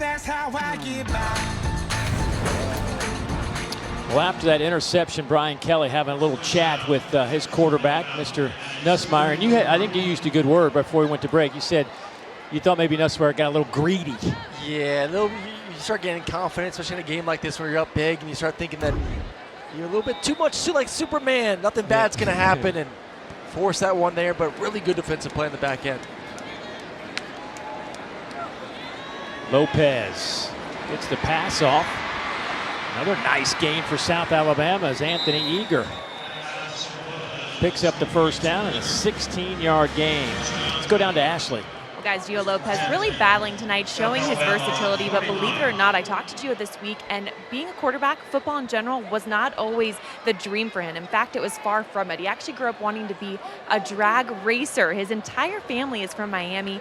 Drag racing is really popular there. His dad raced all of Gio's life, and Gio would just follow him around from racetrack to racetrack when he was younger. He did a couple mini drag racing competitions, but his dad actually said you really should stick to sports. His mom 100% agreed.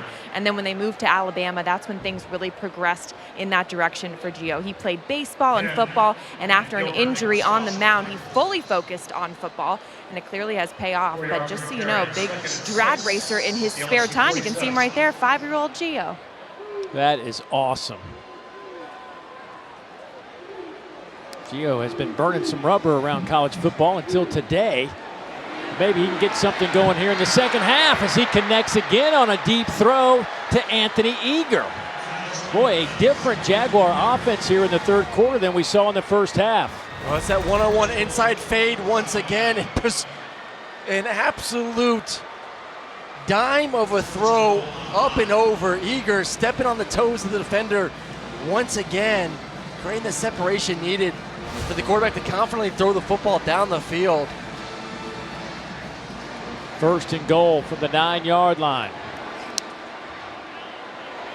Lopez 16 of 20 for a $171 now. Bothwell will switch sides now to the right of Lopez. And I think Major Applewhite was jogging down the sidelines hoping to get a timeout. First charge timeout, South Alabama. So a 30-second timeout with 6:20 to go here in the 3rd quarter, and the Jaguars trying to pick up their 2nd touchdown of the evening. Coming up next, SEC football final with Peter Burns, Chris Doring, and Benjamin Watson. They'll take you through the biggest stories of the day and break down all the SEC games. 11 Eastern, 10 Central, right here on the SEC Network, and of course you can always find it on the ESPN app. Of course, the big story today, Kentucky on the road taking down 6th-ranked Ole Miss. Texas also picks up their first SEC win. Texas A&M holds off Arkansas. And right now, Alabama is just sticking it to Georgia in Tuscaloosa. I think it's still 30-7 Crimson Tide, which was the score at halftime.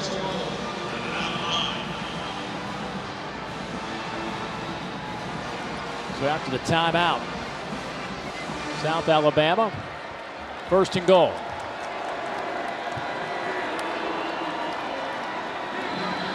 Handed off to Bothwell, who drives his way close to the 5-yard line. Ahmad Bro comes in.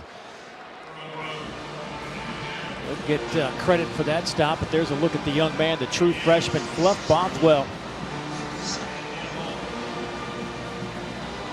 Well, this is when Gio's legs are even more critical for this offense and really puts a defense in a bind. And don't worry about the big 220-pound running back, freshman running back, and then Gio's legs and getting on the run too. Some of these quick receivers in the flat. Little toss sweep to Bothwell. Breaks one tackle, keeps his feet moving. He'll get inside the 5-yard line. Gio Paez, the first one there for LSU, but this is a young man that certainly has shown some ability early on. He's averaging almost 10 yards per carry, leading the Sun Belt in rushing. And he's got a redshirt freshman quarterback he's working behind. So a couple of young future stars. And again, I hate to say it, but in this day and age, you just wonder. You just wonder. Don't say it, Dave. Come on now. No, I don't like it. Don't make the South Alabama fans I don't like it. It's just the nature of the beast. There's a really good conversation yesterday with Major about that, Major Applewhite. 3rd down and goal. Lopez looking, throws to the corner of the end zone, incomplete. Let's see what Major Applewhite wants to do on 4th down. I think he's going to keep his offense on the field. Yeah, Gilbert on the back end. He had some two deep crossers. He passes it off very nicely and loses the receiver for a split second, but is able to get back there to make it a difficult throw. I like the decision here, man. You got to be able to feel like you get this opportunity. You've been moving the ball well to start the half. See if you're a talented quarterback and find a way to get in the end zone. 4th and goal from the 4. Lopez going to try to run for it to the goal line. Hit, his helmet came flying off. I think he got stuffed at the 1-yard line. Was that Whit Weeks and Major Burns that combined for the tackle? Wow, what a hit.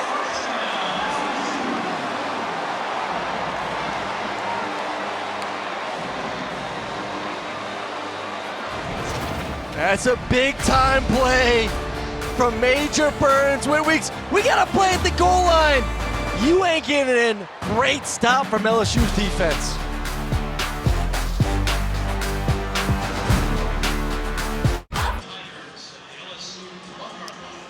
Well, you can help people affected by Hurricane Helene. You can donate at redcross.org/ESPN to help the Red Cross respond and help people recover. Just devastating, that hurricane.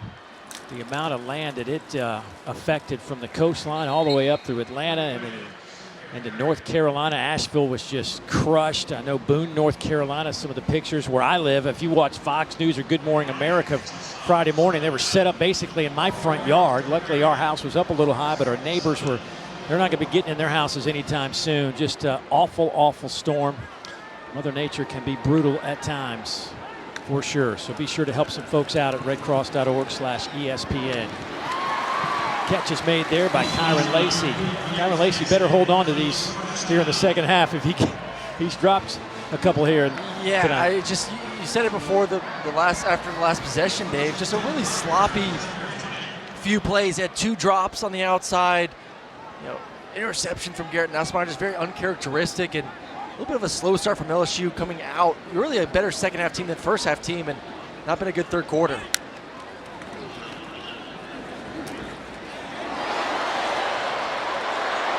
Boy, some nifty footwork from Aaron Anderson.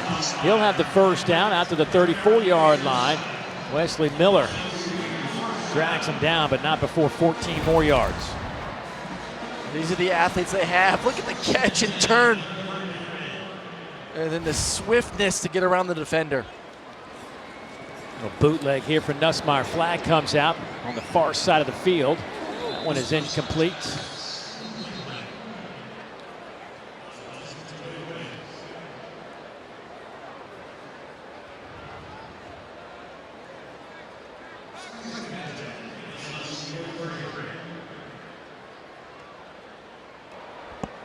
Personal foul, face mask, number 79. 15-yard penalty from the previous spot. It is first down. It'll be the center, DJ Hester, in the middle of the screen. Gonna take on the blitzer one-on-one, and you see the grab with the face mask with the right hand. Redshirt freshman, 6'6", 322 out of Conyers, Georgia. Caleb Jackson getting some work here. He gets the handoff and is flipped to the turf around the 21-yard line. LSU's got to get it all the way out to the 44-yard line for a first down.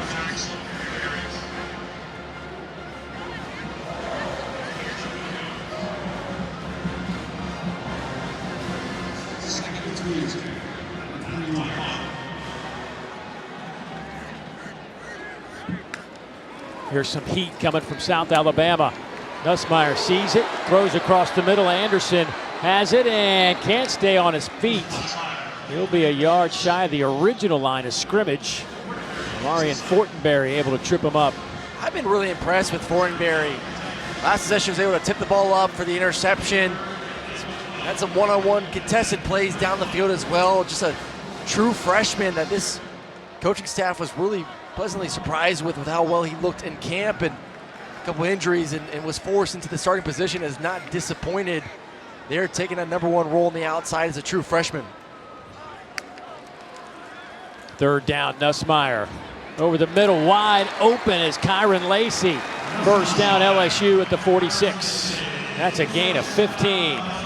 He ran this route earlier in the game too. Same thing, soft coverage, gonna run a corner stop to the outside. Look at the timing. Garrett Nussmeier, that ball is already out of the quarterback's hands as Kyron Lacey is getting to the top of his route. That is incredible, incredible trust between the quarterback and receiver for a great completion on the first down. Little play fake for Nussmeier. Steps up, hit as he throws, going deep, and that one is incomplete. Was trying to hit C.J. Daniels. Nussmeier took a pretty good shot. White jersey is usually pretty clean for 13. Only 2 sacks on the season heading into the game.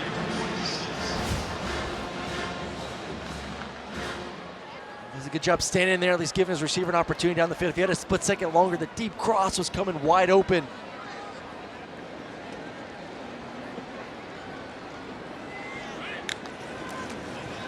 Handoff right side, goes to Jackson.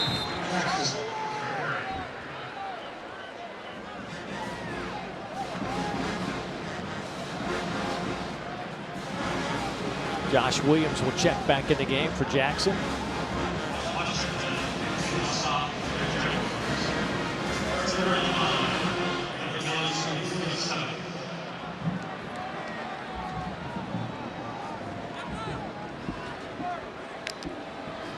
Four-man rush, Nussmeier. Throws on the run, and is that some kind of catch over there by Mason Taylor? He looks like a receiver with his hands. Just so natural for a guy that's 6'5", 260, and then the body control as well to go along with it. I mean, I'm sure NFL scouts salivating of his potential at the next level when you see guys like Brock Bowers from Georgia and Travis Kelce and so on and so forth, and what that position means in that league. Williams left side. He'll have a first down inside the 35-yard line. Wesley Miller brings him down. But talking to Joe Sloan about Mason Taylor yesterday, you asked the question about how is he in his inline blocking, because obviously at the next level you better be able to do that. And he said, man, he's gotten really good at it. Well, yeah, I just think a lot of people just assume he's just a pass catcher when you look at the stats, but his frame, he is more than that. I mean, the best tight end in this league, I brought up Brock Bowers. Brock Bowers is probably about 6'3", 240. He's got about 2 inches and 20 pounds on him, and you've seen his ability in this game to be able to block defenders. That'll be the end of the third quarter. LSU on the move, leading it 35-10. Fourth quarter football coming up on the other side.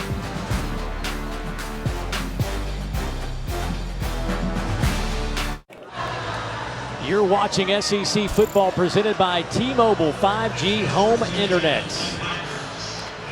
Final 15 minutes on the horizon as we just called Baton Rouge between quarters here. Boy, if you like live music, you got to go to YouTube Music and pull up the video of Garth Brooks in this stadium playing Call Baton Rouge. It is one of the most amazing things you will ever hear and see.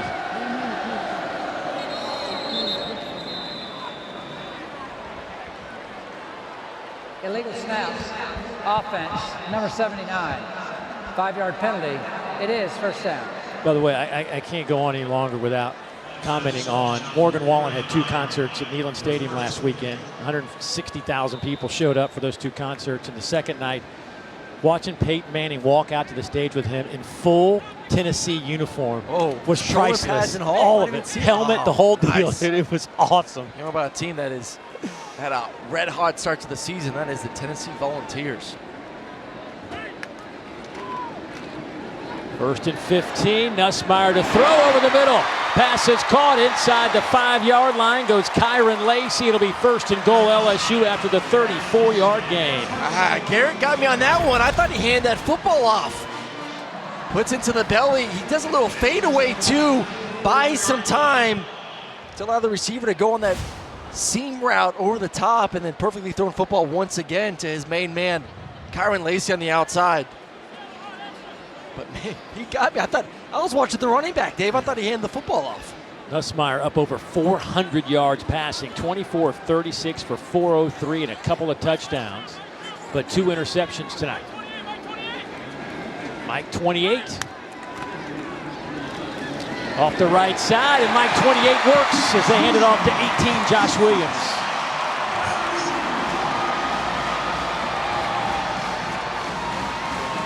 Well, something they wanted to add to their running game here tonight was that outside zone, almost like a stretch play. You see Missouri run it all the time.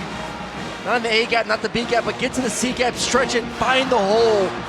And then once you see it as a running back, then you're allowed to then put the foot in the ground and get vertical. Nice blocking, and then really nice read from Williams to get in the end zone for another touchdown for the Tigers. Is that kind of a bluff off Mike 28? What are we saying when he's barking out Mike 28, Mike 28? He's declaring the Mike linebacker, who's number 28 defensively for South Alabama. Somebody got to go get 28. Someone go get him, and we'll find a way into the end zone once again for them Tigers.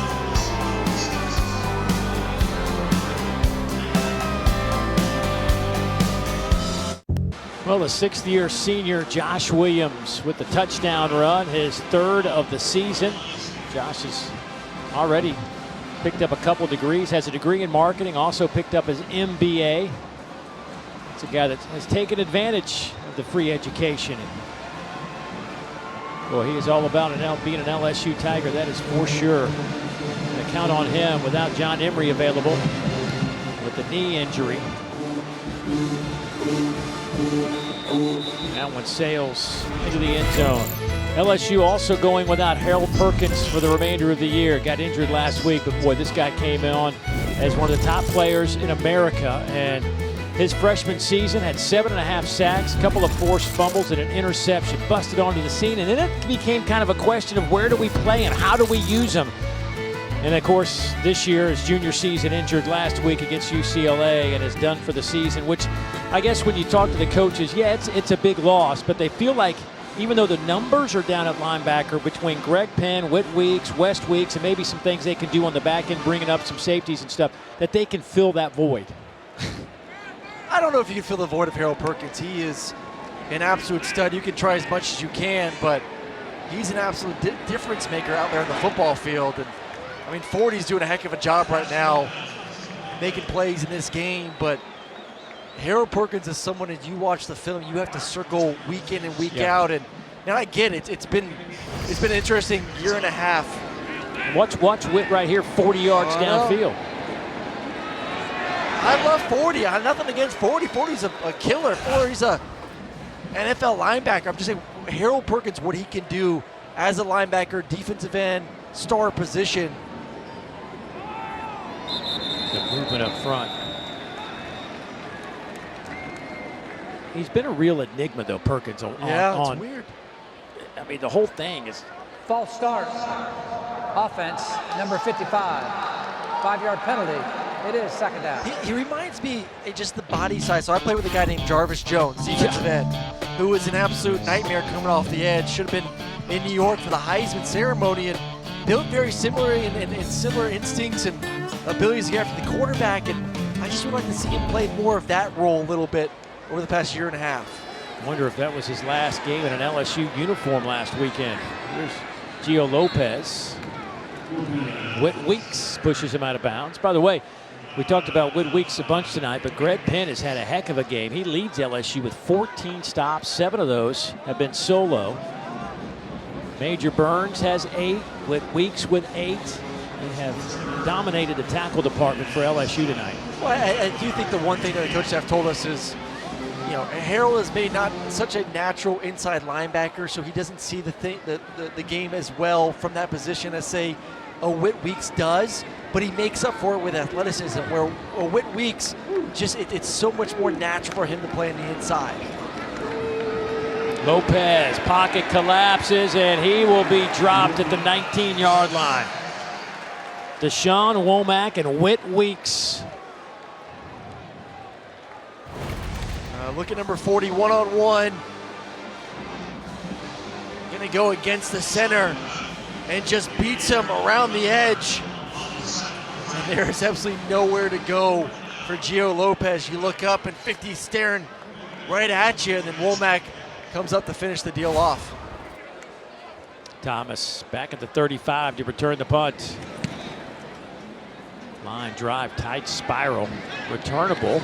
Thomas makes a man miss and then runs out of room and out of bounds on the far side. We'll step aside, 12 and a half to go here at Tiger Stadium, celebrating 100 years of football inside this massive stadium.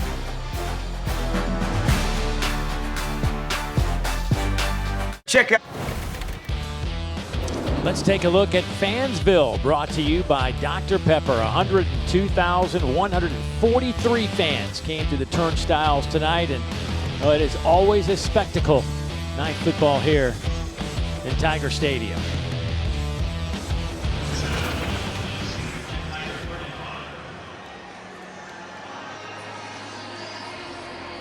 LSU will take a week off, and then Ole Miss comes into Tiger Stadium on October 12th. You can bet this place will be jammed. Juwan Johnson getting some action. A man who was a highly sought after athlete coming out of high school and actually started the year as a defensive back, was a quarterback in high school, super athlete, but started in the secondary, and then when John Emery went down, they were like, oh, we got to get some more bodies back there and put him back there, and it looks like he may stay. Yeah, they just say he's just so natural on that side of the football, sees the offense so well, understands where to be, not only in the run game, but the pass game as well. They will get it to Johnson. Johnson still driving out to midfield. The freshman out of Lafayette, Louisiana, had a touchdown reception against Nichols. And that's the one thing, it's just so hard to understand offensive concept, especially when you've not been in it for that long, but you know, he just has a natural feel of like, okay, this guy's here, so I must be over here, and has just slowly worked more and more reps during practice. It's gonna be interesting to see what he looks like here in the fourth quarter. They'll hand it off to Johnson. Get it to the 47. He set some incredible high school records here in Louisiana. Set state records with 14,451. That's 14,451 total yards and 171 touchdowns accounted for. Just digest that for a moment. That's pretty good, right? I think that's pretty good. Sounds like a guy that you can find a way to get the football to a little bit more and see what he can do with it. Second down. Caleb Jackson checks in at running back. Nussmeier.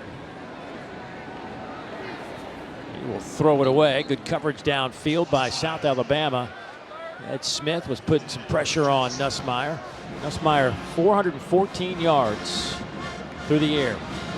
Yeah, but there's 2 picks still in this game. Just silly interceptions for him that he's going to go back and just watch that film tomorrow morning or afternoon and just shake his head. And honestly, it doesn't look like it's going to affect the outcome of this game up 42-10, but he knows with the schedule going forward and still some progress to be made on the other side of the football, he's going to have to be perfect or near perfect down the stretch.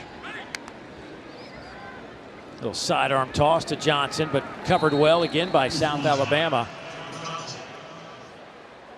May end up losing a yard or two.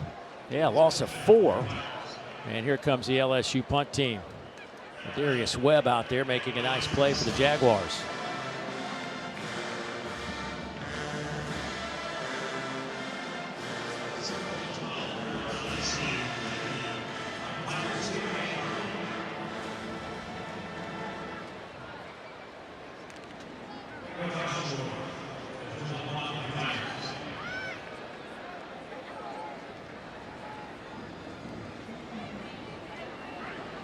Blake Oxendorf in to punt this one away. End over end kick, booming. Will hit inside the 5 and down there by LSU.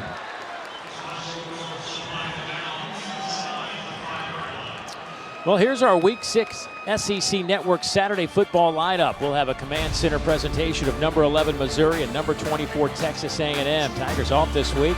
A&M with a big win over Arkansas. That'll start at noon Eastern, 11 Central, with 4 different camera angles and real-time player and team stats. Then at 4:15, number 4 Alabama taking on Vandy, and we cap the night in the Swamp. Florida will host UCF at 7:45. Of course, each one of those games also available on the ESPN app, so you can watch anywhere, anytime you would like. So Bishop Davenport in at quarterback. The redshirt sophomore out of Spring High School in Spring, Texas, a transfer in from Utah State, getting some work here.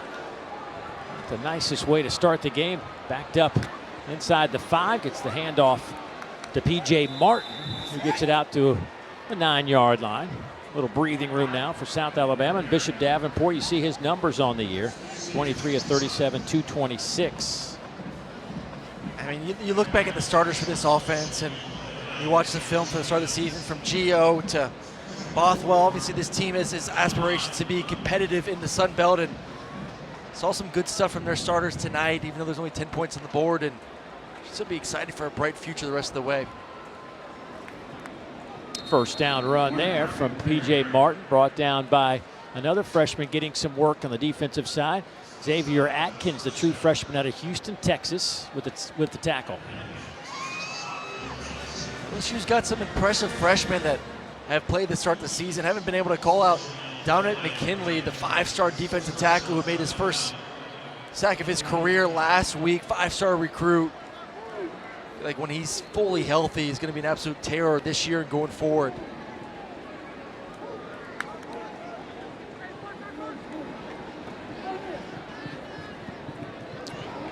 And a nice catch there out over the 30-yard line by Devon Ivory, a 5th-year senior.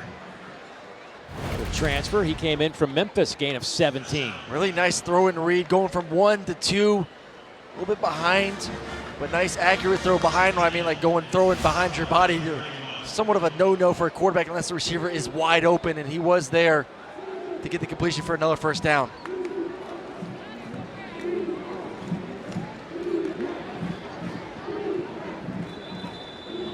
Another decent gain out near the 40-yard line. That'll be a yard shy the line to game. Anthony Eager with another catch. Gio Lopez, by the way, will finish 60 of 22 for 171 yards and a touchdown. Pretty good stat night right there. Like I said, it doesn't really translate to the scoreboard, but man, some of those inside throws, the fades were great. Throwing on the run, obviously his specialty.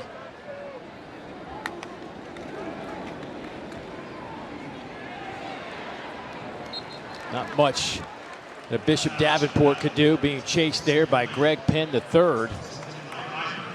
You know, you look at South Alabama, and they're about ready to get in the Sun Belt gauntlet here coming up.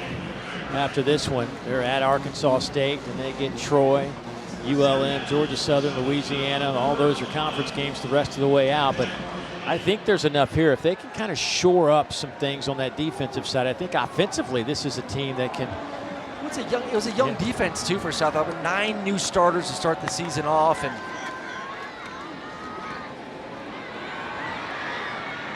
dump off pass will pick up a first down into LSU territories. That one goes to Andrew Bench, the 5th-year senior, picks up 17 yards. Let's just be honest. I mean, they were outmatched tonight. This is one of the premier offenses, not just in the SEC, but in all of college football. And yeah, they had the size advantage, the speed advantage, and this is the best offense that you'll see this entire season. So defense, talking with the staff, feel like they've matured pretty quickly from a lot of the young guys they played week 1 of the football season. And like you said, the offense is going to be pretty darn good in the Sun Belt.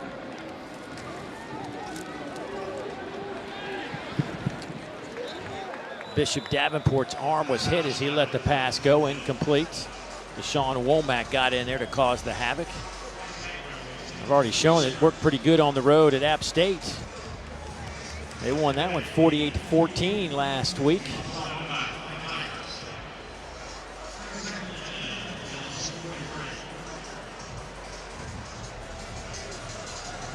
Braylon McReynolds began the year as the starter. He's in the backfield now, been bothered by a shoulder injury the last few weeks, but trying to get him some reps. This little catch there by Sandgren. Turn the corner and be a couple yards shy of the first down. Sage Ryan pushes him out of bounds. And really good blocking on the outside by South Alabama's tight end Andrew Bench. See some really good perimeter blocking for both teams throughout the evening, and it's kind of where college football has gone, and that's why you see a lot of these quarterbacks with such high completion percentages. Is, you know, a third or even higher of their throws are a lot of these perimeter screens. Toward the end zone, and just a little bit too far for Jeremiah Webb. It was there for a touchdown, but Davenport just a little too hot with the pass. He just blew J.K. Johnson right off the line of scrimmage. Press coverage wins immediately, gets on top, and just put a little bit more air under that football to allow your receiver to adjust to make the catch. So 4th down and 2. South Alabama going to go for it.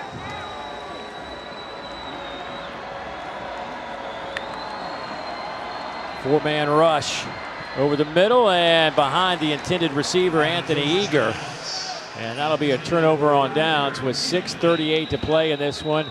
And LSU leading 42-10, trying to run it out here in Tiger Stadium.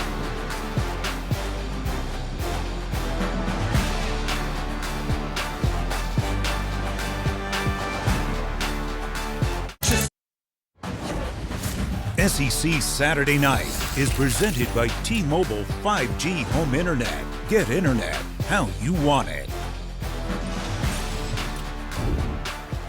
Been a gorgeous few days here in Baton Rouge, as LSU has made a change at quarterback here for the final 6.5 minutes. Is Ricky Collins, the redshirt freshman, getting some work.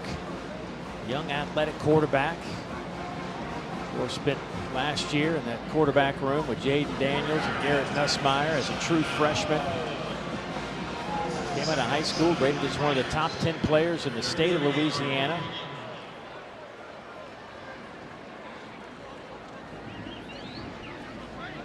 Got to be a thrill for him to suit up in an LSU uniform from right here in Baton Rouge. He was coached in high school by former LSU quarterback Marcus Randall over at Woodlawn High School.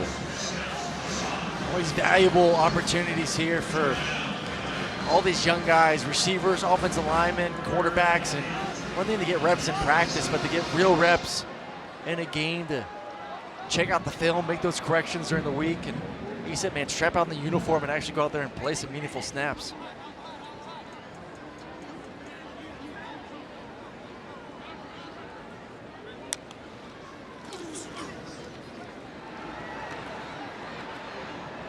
And a first down run for Ricky Collins. Gain of 11 yards.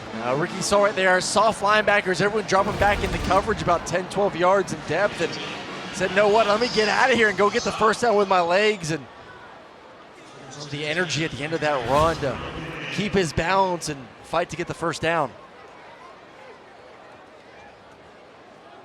Clock under 5 minutes.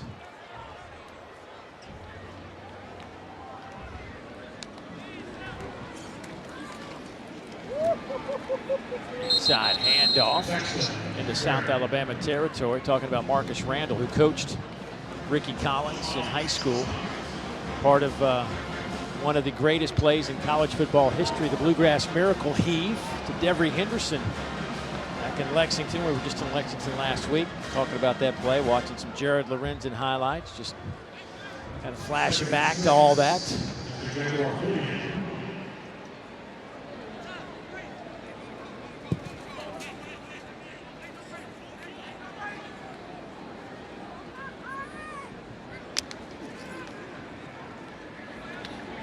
Nice throw, first down again for LSU.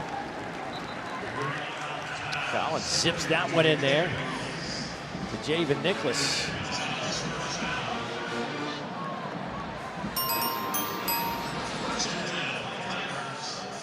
See what's coming up next Saturday, Missouri and Texas A&M at noon on ABC. Auburn and Georgia at 3:30. Well, the way it's going for Georgia, they're still trying to hang in there. They're down a dozen with a little over 9 minutes to play. It's not over yet, but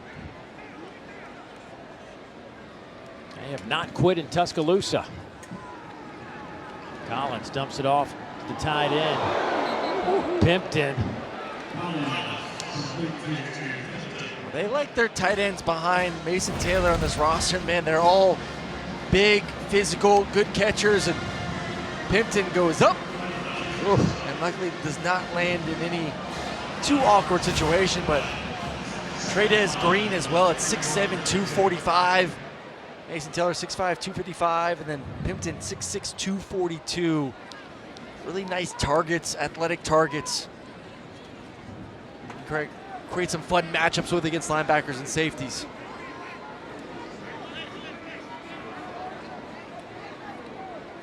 Second down.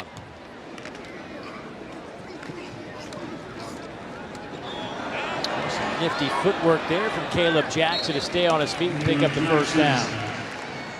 Orion Fortenberry brings him down, but a gain of 7, and that'll move the chains.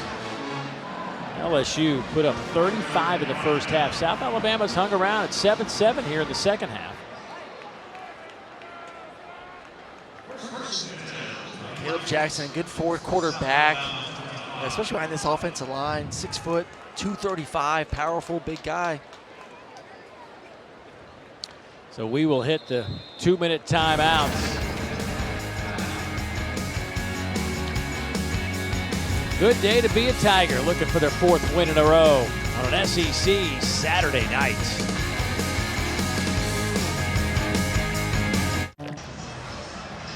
(42-10), LSU out in front.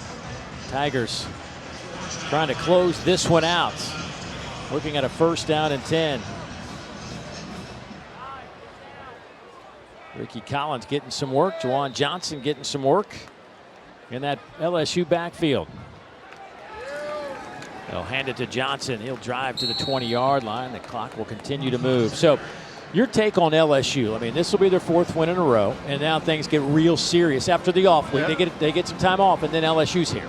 I mean, Ole Miss is here. Yeah, and Ole Miss obviously with a devastating loss. You're going to look to get things right next week against South Carolina. But no, man, like, this is a really good football team, well coached, and it just comes down to these next 2 weeks. How you continue to get better with some of the youth on the defense, especially the secondary. But when it comes to offense, though, I think you're only going to get better offensively when you add a Chris Hilton back into the mix as well. Quick throw to the outside. That'll be a 1st down for LSU, and they can just take a couple of knees and get out of here unless they want to a couple more handoffs in. Some guys some work. Brian Kelly said at halftime, walking off the field with Ashley, that wanted to come out and have a decent, clean 3rd quarter and just kind of close this one out and get some momentum. Wasn't as electrifying as the first half. Nussmeier finishes up 26 of 39, 409, 2 touchdowns and 2 interceptions. That handoff goes to Caleb Jackson. Meanwhile, you know, impressed with Gio Lopez at quarterback for South Alabama. Matter of fact, he'll finish tonight, Gio, with 135 consecutive pass attempts since his last interception. He's thrown 13 touchdowns over that stretch. His last interception was against Troy in early November last year. But a lot to like about that young man, Gio Lopez. Off left side as LSU closing in on 670 yards of offense.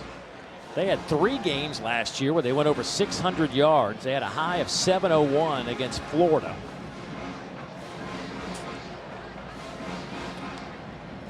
Go right to Gio real quick. I know it's not the night they wanted to offensively, but man, if you protect the football, you're going to win a lot of games in that Sun Belt Conference. So impressed with both quarterbacks on both teams here this evening, but a great win for LSU, 42-10 as they head into the bye week. Brian Kelly going over to shake hands with Major Applewhite. He comes back home to Baton Rouge, where he grew up, played his high school football. Not the trip he was envisioning, but got to see a lot of fans and friends along the way. They'll regroup down in Mobile, get ready for some Sun Belt football. Final score, 42-10. So for our entire crew, Dave Neal saying so long. We'll send you to football final. We'll have more in a moment, guys. Survive and advance there for LSU, 42-10. Peter Burns, Chris Storm, Benjamin Watson. How about Garrett Nussmeier in that LSU Tigers offense? Yeah, he looked good. He looked good. Threw for a couple touchdowns. He operated the offense perfectly. I thought they start off with 4 touchdown drives, go, 6 of 9 or so for third down. So, I mean, this is what you want as an offense against a South Alabama team. Come out, have a crisp, clean game, and got the run game going as well. I promise you, when we hear from Brian Kelly, he's going to complain about the mistakes and the things that bogged down the offense in the second half. Garrett Nussmeier threw a couple interceptions. And remember when he went after him for a little bit as well, too. He was